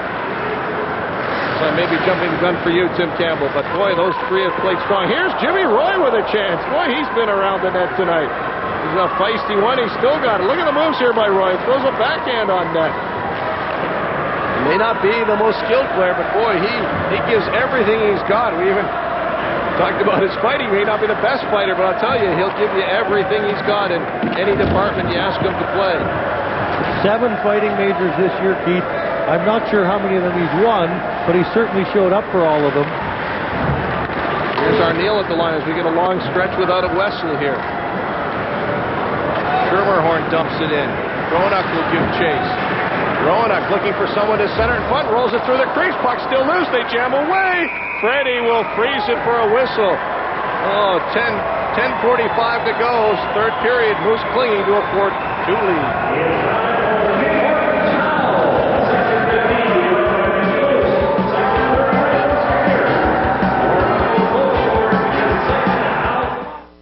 Unwanted hair can be embarrassing and painful to remove. Waxing rips out the hair, leaving your skin tender and sore. Introducing the Sonique Hair Removal System, the new way to remove hair painlessly with little effort. Watch this. Sonique produces a high-frequency pulse that travels down the shaft of the hair. In only 20 seconds, Sonique kills the roots and hair slides out so easy. Your skin will be so soft and smooth you'll notice the difference. Sonique works on unwanted hair, even the sensitive bikini area. Now wear your favorite bathing suit without any embarrassment. Visits to salons can be expensive and time-consuming. Chemicals and wax treatments are just plain messy. Why shave only to have the hair grow back again? It's so compact and lightweight. Take it everywhere you go, and it's only $39.95. Imagine, it pays for itself after only a few uses. We'll also include the adapter free. Sonique Hair Removal System and adapter, only $39.95 from K-Tel. Available at Zellers, Walmart, Kmart, Home Hardware, True Value, Co-op stores, Pro Hardware, V&S.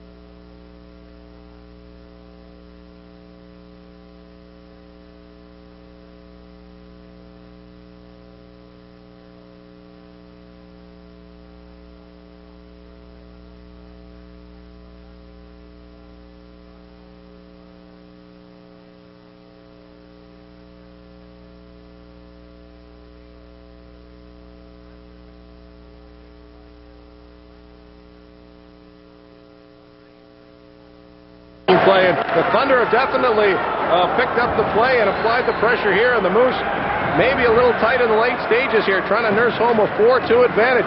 Still can't clear the zone. Here's Quinney now cruising into the slot. Center zone, a man open, and Freddie comes sliding across the crease to make a big save. Oh, Freddie Brathwaite's had a good game tonight. Came right across the goal crease there to save a goal. And no question, Las Vegas bringing the play to Manitoba now. Moose clean to a 4-2 lead, 9.5 minutes to go. This offensive juggernaut from Las Vegas can still make a comeback. Here's Purdy now, and I think we'll see a lot of this line of Purdy, Internuvo. And Pankowitz is out there now, not Punchard. Dale DeGray shot is tipped wide. Along the near boards it comes. Here's Cleary, picked off by Punchard. He's out there now with Purdy and Pankowitz, and the three Ps, as we mentioned in our game story, are all out there together now.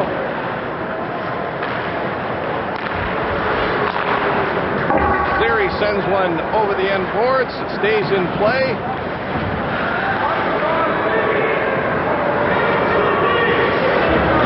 Content to slow things down. They trying to nurse home a 4-2 lead with 8:45 to go in the game. Here's Stewart. Whoa. It's a nice move around Roenick. There's a nifty move to step around and dump it in. Here's Dale DeGray. Big rebound served up by Cheveldae. Internuvo can't get to it. Williams comes off the bench and into the play and feeds Purdy, who instead going to the net, cross for Puncher. Then Internuvo has a chance, but that's stopped by Cheveldae. And I thought Purdy had a great chance, and he just kept going to the net. But few too many passes there, I think. The Moose were guilty of being a little too fancy there. And Internuvo, that's the second time he's been stopped with a great save by Tim Cheveldae in this period. Here's Halverson bringing it up the ice. He'll dump it in. Williams thought about giving chase. Now he'll pull up and go back to his defensive position.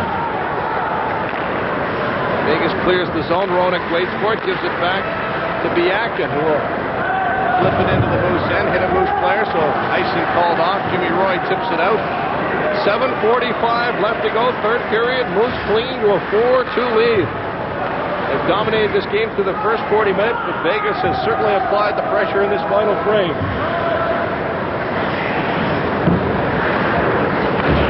Well, the Moose back now, and they're very deliberate on their breakouts.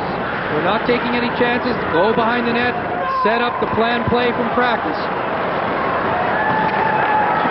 Here's Belanger with it now, down to Quinney. Back to Belanger, driving for the net. Belanger ever dangerous in front. That one just slipped wide. Jesse Belanger is one dangerous hockey player, and he's looking to get Vegas back in this one. Here's Halverson, one-on-one with Chris McSorley. Chris McSorley, the playing coach. Head coach decided to suit himself tonight with a short roster. McSorley just gave Jimmy Roy a terrible whack on the arm, and Roy was looking over at the referee. Now he's got his hand up in his mouth. McSorley's replacement, Bob Scrum, almost got hit with the puck as we head to break.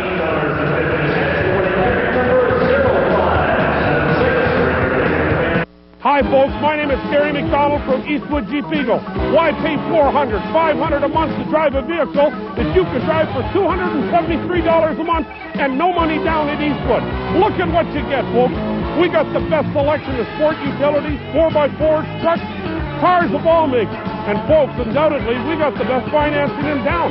$273 a month and no money down. Phone for a free confidential credit check now, and you'll see why everybody comes to Eastwood. Hello, Sydney. What do you want? It's time, girlfriend. Someone is taking their love of sequels one step too far. If there is some cycle, they're probably already in your life. I'm not interrupting anything, am I? It's him. You want to be one of the big boys? Manson? Bundy? OJ? Scream 2. You just want to sit here and wait to see who drops next? December 12th, everywhere. Well, the Manitoba Moose are back in action on Sunday when Vegas visits again in the rematch. That's a 2 o'clock start Sunday afternoon. And a reminder, our next television game is next Friday night. The Detroit Vipers are in town. That's a 7:30 start next Friday night. Plenty of opportunity to get your Christmas visit into the Moose. They play 12 games. This is game 2 of this 12-game homestand, and as we mentioned, it is the first of 4 Friday night, Sunday afternoon doubleheaders.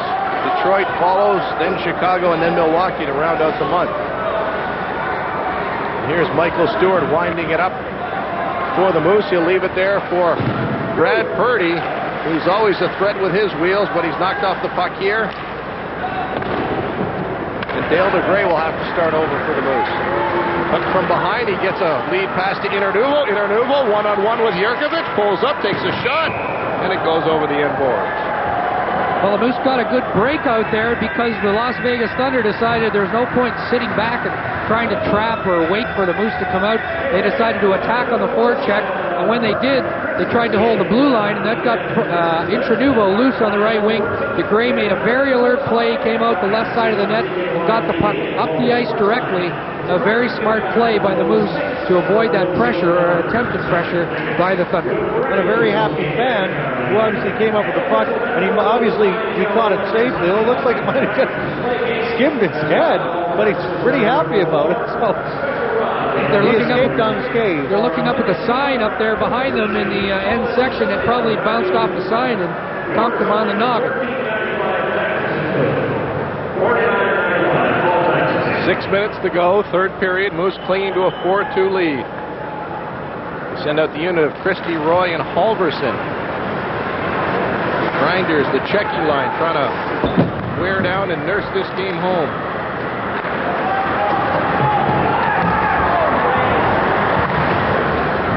Here's Kent Burns with it. Gives it to Halverson. He's got Christie in motion, but he'll elect to take it himself. Now he feeds Christie on the wing. Cheveldae comes out to play it. Fires it around on the end boards. Jack Williams will intercept in the neutral zone. He takes a bump from Schermerhorn. Kent Burns will send it over to Williams. He'll have a look. And dump it to himself. Steve Bancroft. We haven't had the stopwatch out on him, but boy, has he logged a lot of ice time for this shorthanded Vegas team. We expected he would, and he shows no signs of fatigue. He's not afraid to jump up into the rush. Here's Boulanger dumping it in. Quinney gives chase with Hauer. Hauer wins the race, but can't clear. Now the puck goes over the boards, and less than 5 minutes to go. Moose nursing home a 4-2 lead. Does this look familiar? All these tools just won't fit into your toolbox. Introducing the all-new Sidewinder storage system from K-Tel. A new modern system for storing tools. The Sidewinder opens by rolling it out and closes by rolling it shut. It's that quick and so easy. Imagine, all these tools can be stored in the Sidewinder. It holds hammers, wrenches, screwdrivers, pliers, nuts, and bolts. The Sidewinder is the ideal storage system. Everything always at your fingertips, always neat and organized. It locks into place, and the Sidewinder rolls up into a compact storage case. It comes with an automatic slip lock and sure grip retractable carrying handle. Design your own storage compartments. Simply remove the dividers for larger storage space. For smaller storage space, add dividers. You can make up to 37 storage compartments. Fishermen just love the Sidewinder. It stores everything a fisherman ever needs. Sidewinder even keeps all your craft and sewing needs organized. Sidewinder storage system from K-Tel makes a great gift. Available at participating Canadian Tire, Zellers, Walmart, The Bay, Kmart, Home Hardware, True Value, Co-op stores.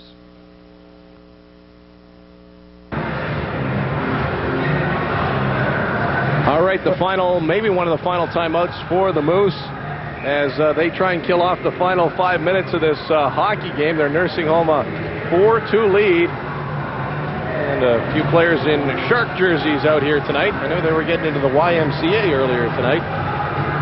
There's Dancing Gabe getting into the Macho Man. Good crowd on hand tonight. Over 5,400 out to see the Moose. I'm sure Randy Carlyle was just telling his guys to keep doing what they were doing. They've been very organized coming out of their own zone. And I think at this point they just want to avoid any real costly mistakes in their own zone that would help Vegas get back into this and pull it to within a one-goal game. Well, one of the things they taught recently when they've blown some, I don't say blown, but they had some tie games in the third period, and they've lost quite a few of them, whether they took too many chances when the game was tied or when they had things going their way, took too many offensive chances, pinching in, checking on the wrong side of the puck, and I'm sure he's reminded them of that tonight. Always stay back and don't make a silly gamble. Always play it cautiously. Well, Rick Girard got waved out of the face-off circle there. Scott Arniel took over and won the draw, but Vegas is right back buzzing around the Moose net again. Chapman tries to clear, but Justin Kurtz keeps it in. Belanger taps it forward to Linden. Here's Linden again, battling Chapman with it. Chapman will win the struggle and get it up to Arniel, who throws it ahead to Pankowitz, and that's going to be whistled down on the glove pass to a teammate. You know, that's actually a very good play by Scott Arniel. The puck's up in his equipment. There's less than 5 minutes to go. You're nursing the lead. You know it's going to be a glove pass. But the main thing is you get it out over your own blue line. You force the other team to go back and regroup. And you might say, oh, you know, why did they do that, those dummies? But that's actually a very smart play. And I'm sure if you ask Randy Carlyle, he would say take that play 10 times out of 10. Well, Rick Girard will come back in to take the face-off with Belanger. Let's see if he sticks around. Pankowitz is yelling over to the Moose bench how they want to line this up. They're basically going 4 across here, as Vegas is desperate to create some offense and get any scoring chances here in the late stages. 4:15 left to go as the Moose get called for icing. 4:15 exactly to go in the third period. Moose leading 4-2. Be interesting to see what strategy Las Vegas used. Will it pull its goalie with a 2-man advantage? Bob Scrum and Chris McSorley will have to have a little comment on that as we look at Chris McSorley coming out here in the late stages of the game, the playing head coach of Las Vegas, forced into action by a shortened lineup. Mentioned that a few times tonight, but I get a kick out of it every time we say it. Well, with 4:15 to go, they're approaching the point where if they are still down by 2, pulling the goalie will be the only option. McSorley hasn't really looked out of place tonight. He's probably works out well with his team, skates a lot. He's certainly been able to keep up with the pace of play, even if he hasn't had the greatest touch. Here's Bancroft moving it over in front of the net, trying to get a shot up. Now he fires it down low to Quinney, centering pass, loose in front. Freddie Brathwaite jumps on the loose puck with his big glove, and Vegas continues to press, but Freddie Brathwaite has been solid in the Moose net tonight. And Tim, something that maybe not a lot of people know is that McSorley did have a long IHL career, so this isn't out of the ordinary for him. That's a good point. The Thunder shut off their men pretty well. Good picks there on the coverage after they won the face-off and forced Brathwaite to come up with another alert play. They've done a really good job, Vegas, on a lot of offensive face-offs tonight. Belanger and Girard meet again in the face-off circle. 4:07 left to go, third period. Moose up 4-2. This would be a huge win if they can hang on. Here's an outlet pass for Pankowitz, trying to beat Bancroft. Oh, and he fired it past Shovelday wide. Nice outlet pass there to Pankowitz. Won the race with Bancroft, but fired it wide. Here's Pankowitz again. This time he's got Arniel with him, but again he'll elect to shoot himself. And Pankowitz is one of the league leaders in shots, and he doesn't pass up those opportunities too often. Greg Pankowitz has had a good game tonight. Here's Rick Girard one-on-one with Bancroft. His shot is sent off Shovelday and over the end glass. Well, Rick Girard just took that puck away from McSorley. And I'm going to add one more bit of trivia you may not know about McSorley as well. Chris McSorley is the commissioner of the newly formed California Beach Hockey League. It'll be seen on ESPN next year. That's McSorley along the boards there. Girard takes it away from him and heads to that. I have no clue what beach hockey is, but I can guess in that league they won't have icing. Well, you see, Girard takes the puck here eventually. He just got finished having a little hack and whack fest with McSorley along the boards. McSorley gave Chapman again. A heck of a chop, and Girard slashed him back. It creates all kinds of interesting dynamics. Well, what's a player doing slashing the opposing coach? Well, I think beach hockey's a roller hockey league they play in the summer, and maybe that's the reason Chris McSorley's in shape, because he has played some roller hockey in his off-season during his playing days. Here's a shot on goal. Shovelday had to clear it in a hurry as he had Purdy bearing down on him. 3:10 to go in the third period. Moose with a 2-goal lead, and they're about to get a face-off in the Las Vegas end because the Thunder just got called for ice. One of the things the Moose can really look for here in the last 3:07 in this period, they've capitalized a little bit on it in the last couple of minutes, is Vegas is starting to take some real chances. They're pinching in, they're going up the ice a little early, and leaving the zone. If the Moose play it smart, they can probably catch Vegas with men out of position And 2-on-1s and 3-on-2s, even a 3-on-1, are certainly upcoming here for the Moose. If they just stay patient and play solid defense, you'll see Vegas taking all kinds of chances here. Bob Strum's coaching record this season in danger of falling to 0-1. As his team needs a couple of goals to get into a shootout situation. They're getting close to the point where he might think about pulling goaltender Tim Cheveldae. There's less than 3 minutes to go as Joe Day fires it around where Punchard takes over. He tries to clear the zone but can't. Clearing attempt there by Punchard. Shot on goal stopped by Brathwaite. Here's Internuvo. Steps away from a check. Gets it to Punchard and then to Stewart, who will be just content to play dump and chase. And the Moose content to sit on their 4 goals and just try and nurse the final 2.5 minutes. Here's Chapman up to Jimmy Roy in the neutral zone. Now Howard will have to retreat. 2:15 to go. Moose trying to protect the 2-goal lead here. Kickstart this homestand. They picked up a point against Quebec, but here's a chance. Oh, Roenick was in the slot, and he thought he had the Vegas 3rd goal in the end of his stick, and he fired it into the end seats. Well, I think if we get to see a replay on that last shot that went over the glass, Jason Christie may have just deflected it at the last second. You'll see Christie right there. We saw him pinch on the wrong side of the puck. He took a chance, and yes, it was Jason Christie's stick that caused that puck to go over the glass. A good thing for Jason Christie, because I'd be willing to bet he was about to get an earful as he went back to the bench. Randy Carlyle does not want his players leaving the zone too early, and Jason Christie was just guilty of that. Actually caused that turnover, but came back and redeemed himself by getting the puck over the glass there. 2 minutes, 3 seconds left in the hockey game. Moose 4, Vegas 2. Belanger against Girard. This has been a popular pair in the face-off circle in this final frame. Vegas controls off the face-off. Bancroft gets it, but here's Pankowitz with a poke check trying to get free. Justin Kurtz comes back to help out and cuts things off. Here's Linda to the center ice. He runs into Scott Arneal, so Bancroft will have to take over and gain the line.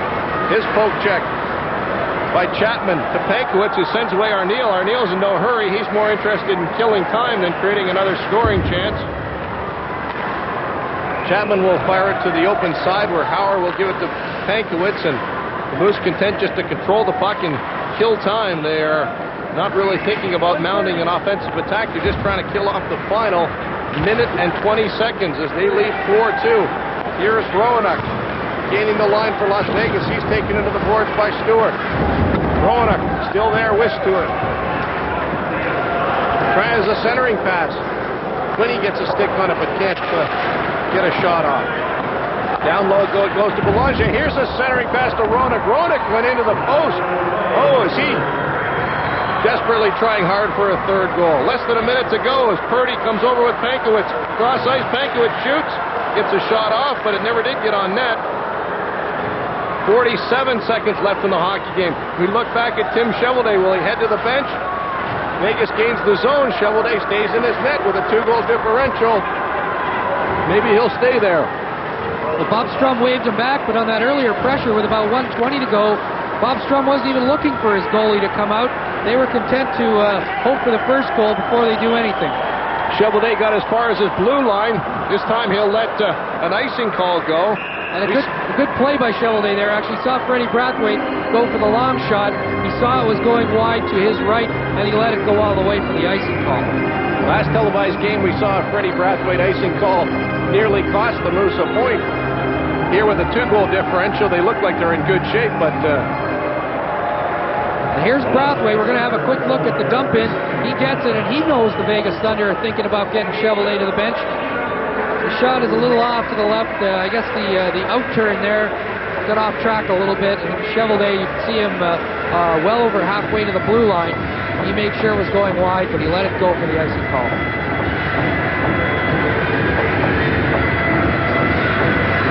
So as Tim Cheveldae heads to the bench, we'll look at another scoring chance for Las Vegas.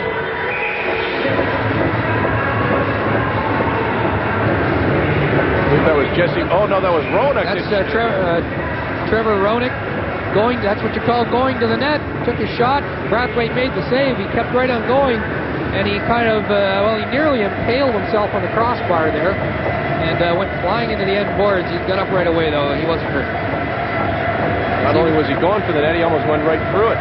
See Randy Carlisle with the little rink board, the magic marker out behind there, just making sure everybody's straight with what their assignment's going to be on this face-off. Only 18.8 left, but you don't want to get sloppy at this point. The Vegas called a timeout to rest their big guns and hopes that they can get within one here in the late stages. Tim Chevalier is at the bench. The extra attackers on board. Vegas down by 2, though, and that's a big task with just 18.8 seconds left. They've moved up big Sergei Yurkovich to the left of the face-off circle. I imagine he's going to create some interference in front of the net. And you're right when you say big Sergei Yurkovich. Steve Bancroft, the lone defenseman, as the Vegas Thunder play 5 across, and it comes to Bancroft at the point. He fires it wide. DeGray will clear it to the open side. Dozen seconds left. Pankowitz looks at an empty net, but Bancroft comes diving across. Arneal will flip it towards the empty net. And Linden is back to take care of that, but there's just 3 seconds left. Here's a shot on the empty net, and it will count. Good point. 7/10 of a second left. The Moose at an empty netter and salt away a 5-2 win. I think that was Greg Pankowitz, and I guess a bit of his persistence pays off here tonight.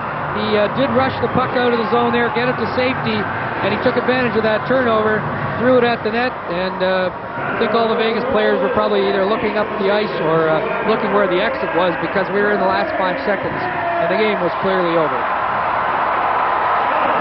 7/10 of a second left in the game as Greg Pankowitz scores his second of the night to make it a 5-2 hockey game, and they drop the puck. The buzzer goes, and the Moose, it's official, have a 5-2 win. They end a 5-game slide, and again they bust a streak on CKY. They end the 5-game winning streak in Las Vegas. Well, certainly, as we talked about at the beginning, a fragile team.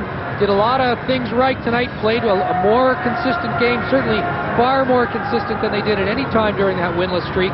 And I would think that a victory like this tonight, even though it was against a team that was pretty short-staffed, has to go a long way to helping their confidence. Now, when you see the efforts of Brathwaite, the efforts of Purdy, those of Pankowitz, this was a big win, and it might just kickstart this big, long homestand. We'll talk some more about this Moose 5-2 win when we come back with the post-game story in just a moment.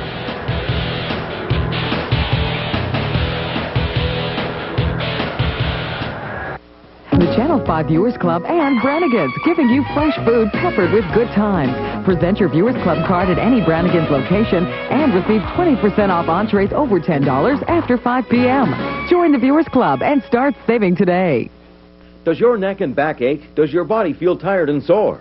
Introducing the Back Masseur from K-Tel. Comes with 5 massaging motors. Targets your neck, shoulders, lower back, thighs, and buttocks. Works like the hands of 5 professional masseurs. Multifunction control allows you to choose a slow, gentle massage for relaxation or a fast, intense massage for revitalized energy. Even activate for just a lower back massage. Press heat switch. We now have a gentle, pulsating heat that soothes your aching muscles. The Back Masseur works almost anywhere, when reading, watching TV, or simply relaxing. Turn any surface into your own personal massage center in only seconds. Laying down to rest never felt so good. Comes with adapter for your lighter, a must for your car or truck. I use the Back Masseur in my car. The heat is great. It helps relieve my aches and pains. I just love it. Ask for the K-Tel Back Masseur. It comes with 5 massaging motors, heat, and adapter. Makes a great gift. Available at participating Canadian Tire, Zellers, Walmart, The Bay, Kmart, Home Hardware, True Value, Co-op stores. When you see this, on this, you could win this. Ring in the holidays with an all-inclusive getaway to Cancun, Mexico, courtesy of MTS Mobility. When you see anyone on any show on this station using a cell phone, write down the date, time, and show. Then drop off your entry at any participating MTS Mobility Center. You could be on your way to a deluxe Cancun holiday for 2 that includes airfare, hotel, food, beverages, even entertainment. So stay tuned to win and ring in the holidays in Cancun from MTS Mobility.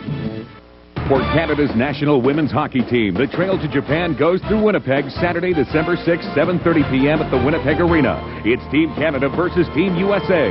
Tickets at select seats ranging from $6.75 to $19.75 plus agency fee.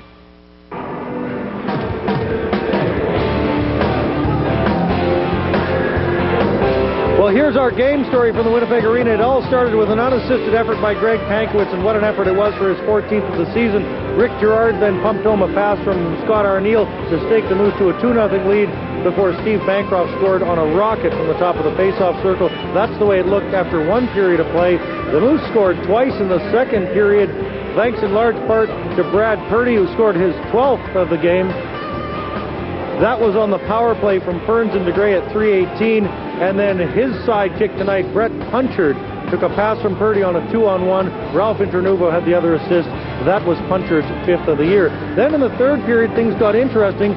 Jesse Belanger, the league's leading goal scorer, got his 20th of the year, and then Greg Pankowitz scored into an empty net to round things out. 5-2 was the final score for the Manitoba Moose.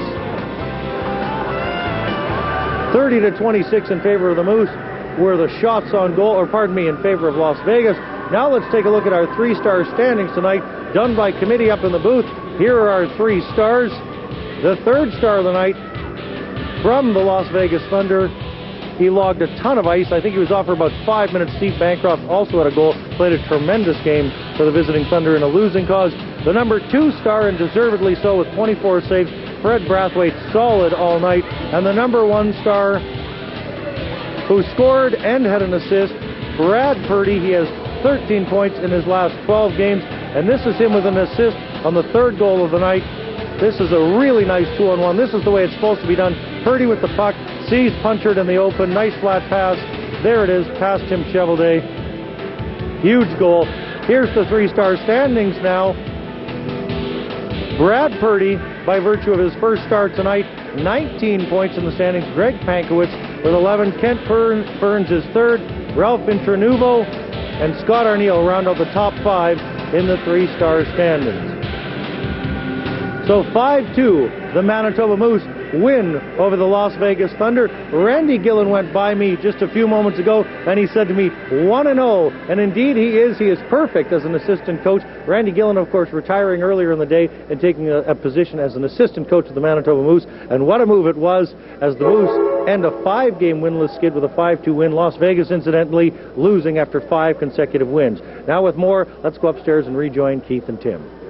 All right, Tim, it's now time for the Furnas Auto Body Crunch of the Game, and I guess you could say the hit of the day went to Joe.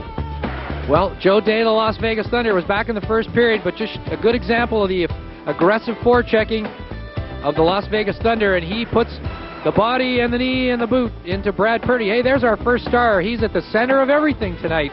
That's our Furnas Auto Body Crunch of the Game. And the Crunch of the Game brought to you by Furnas Auto Body at 160 Higgins. 982-4540 is the number to reach them. Now let's check our IHL out-of-town scores. The Wolves, the Red-Hot Wolves, the league-leading Wolves, leading the Fort Wayne Comets 4-2 in the 3rd. Elsewhere, the Cyclones, that's a final. They have doubled the ice tonight.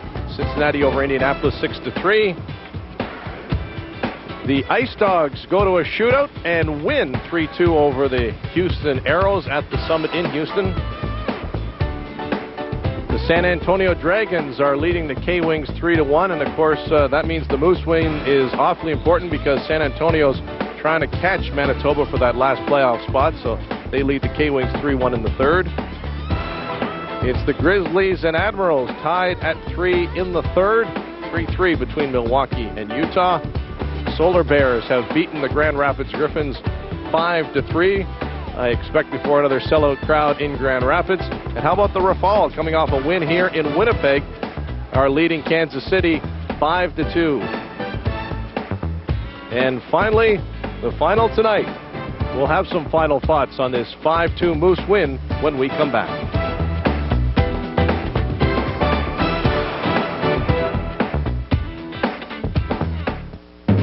The Channel 5 Viewers Club and Time Center for the times of your life. Time Center is Winnipeg's clock and watch specialist. We have an unmatched selection of clocks and watches. From the very latest looks to classic distinction, you'll find it at Time Center. Add a 3-year warranty and a repair service, and where else would you shop? Right now, Viewers Club members receive 25% off all regular price Seiko watches and all grandfather clocks. Join the Channel 5 Viewers Club and start saving today. A church.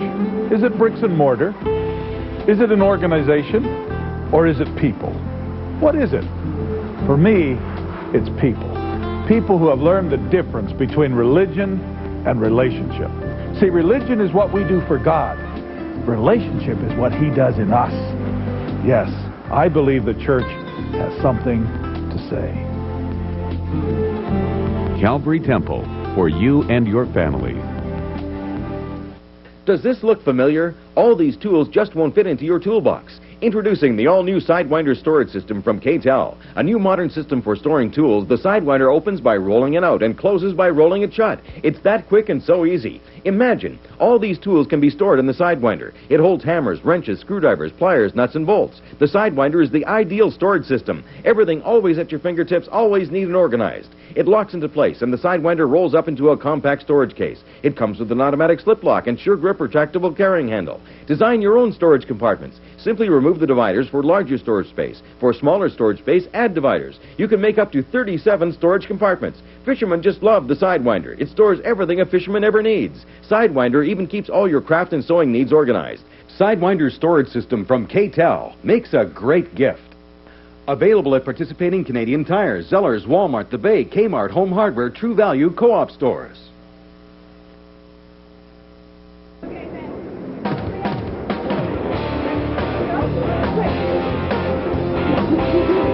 Welcome back to the Winnipeg Arena, where the Manitoba Moose have put away the Las Vegas Thunder by a final score of 5-2. Here's a look at the winning goal of Brad Purdy. Early in the second period, 3:18 to be exact, he drops it out of his equipment and surprises Tim Cheveldae with a no-look just off the post and in. That made it 3-1, and the Moose went on from there to win it by a 5-2 final. And the Moose and the Las Vegas Thunder will meet again on Sunday afternoon here at the arena. 2 o'clock start time for that one. And please join us for our next, there you see it there, in case you didn't believe me in the first place. 2 o'clock, as I say, that's Vegas and the Moose on Sunday afternoon. And our next TV game is next Friday night. The Detroit Vipers, the defending Turner Cup champions, are here. That's a 7:30 start. And please, a reminder to also join us on New Year's Eve for our special 4 o'clock broadcast. That's the New Year's Eve game. So we're back next Friday night. Here the Manitoba Moose have put away the Las Vegas Thunder by a 5-2 score, ending a 5-game winless streak for the Moose and snapping a 5-game winning streak for Las Vegas. Thanks for joining us. From all of us at Channel 5 CKY, thank you and have a good night.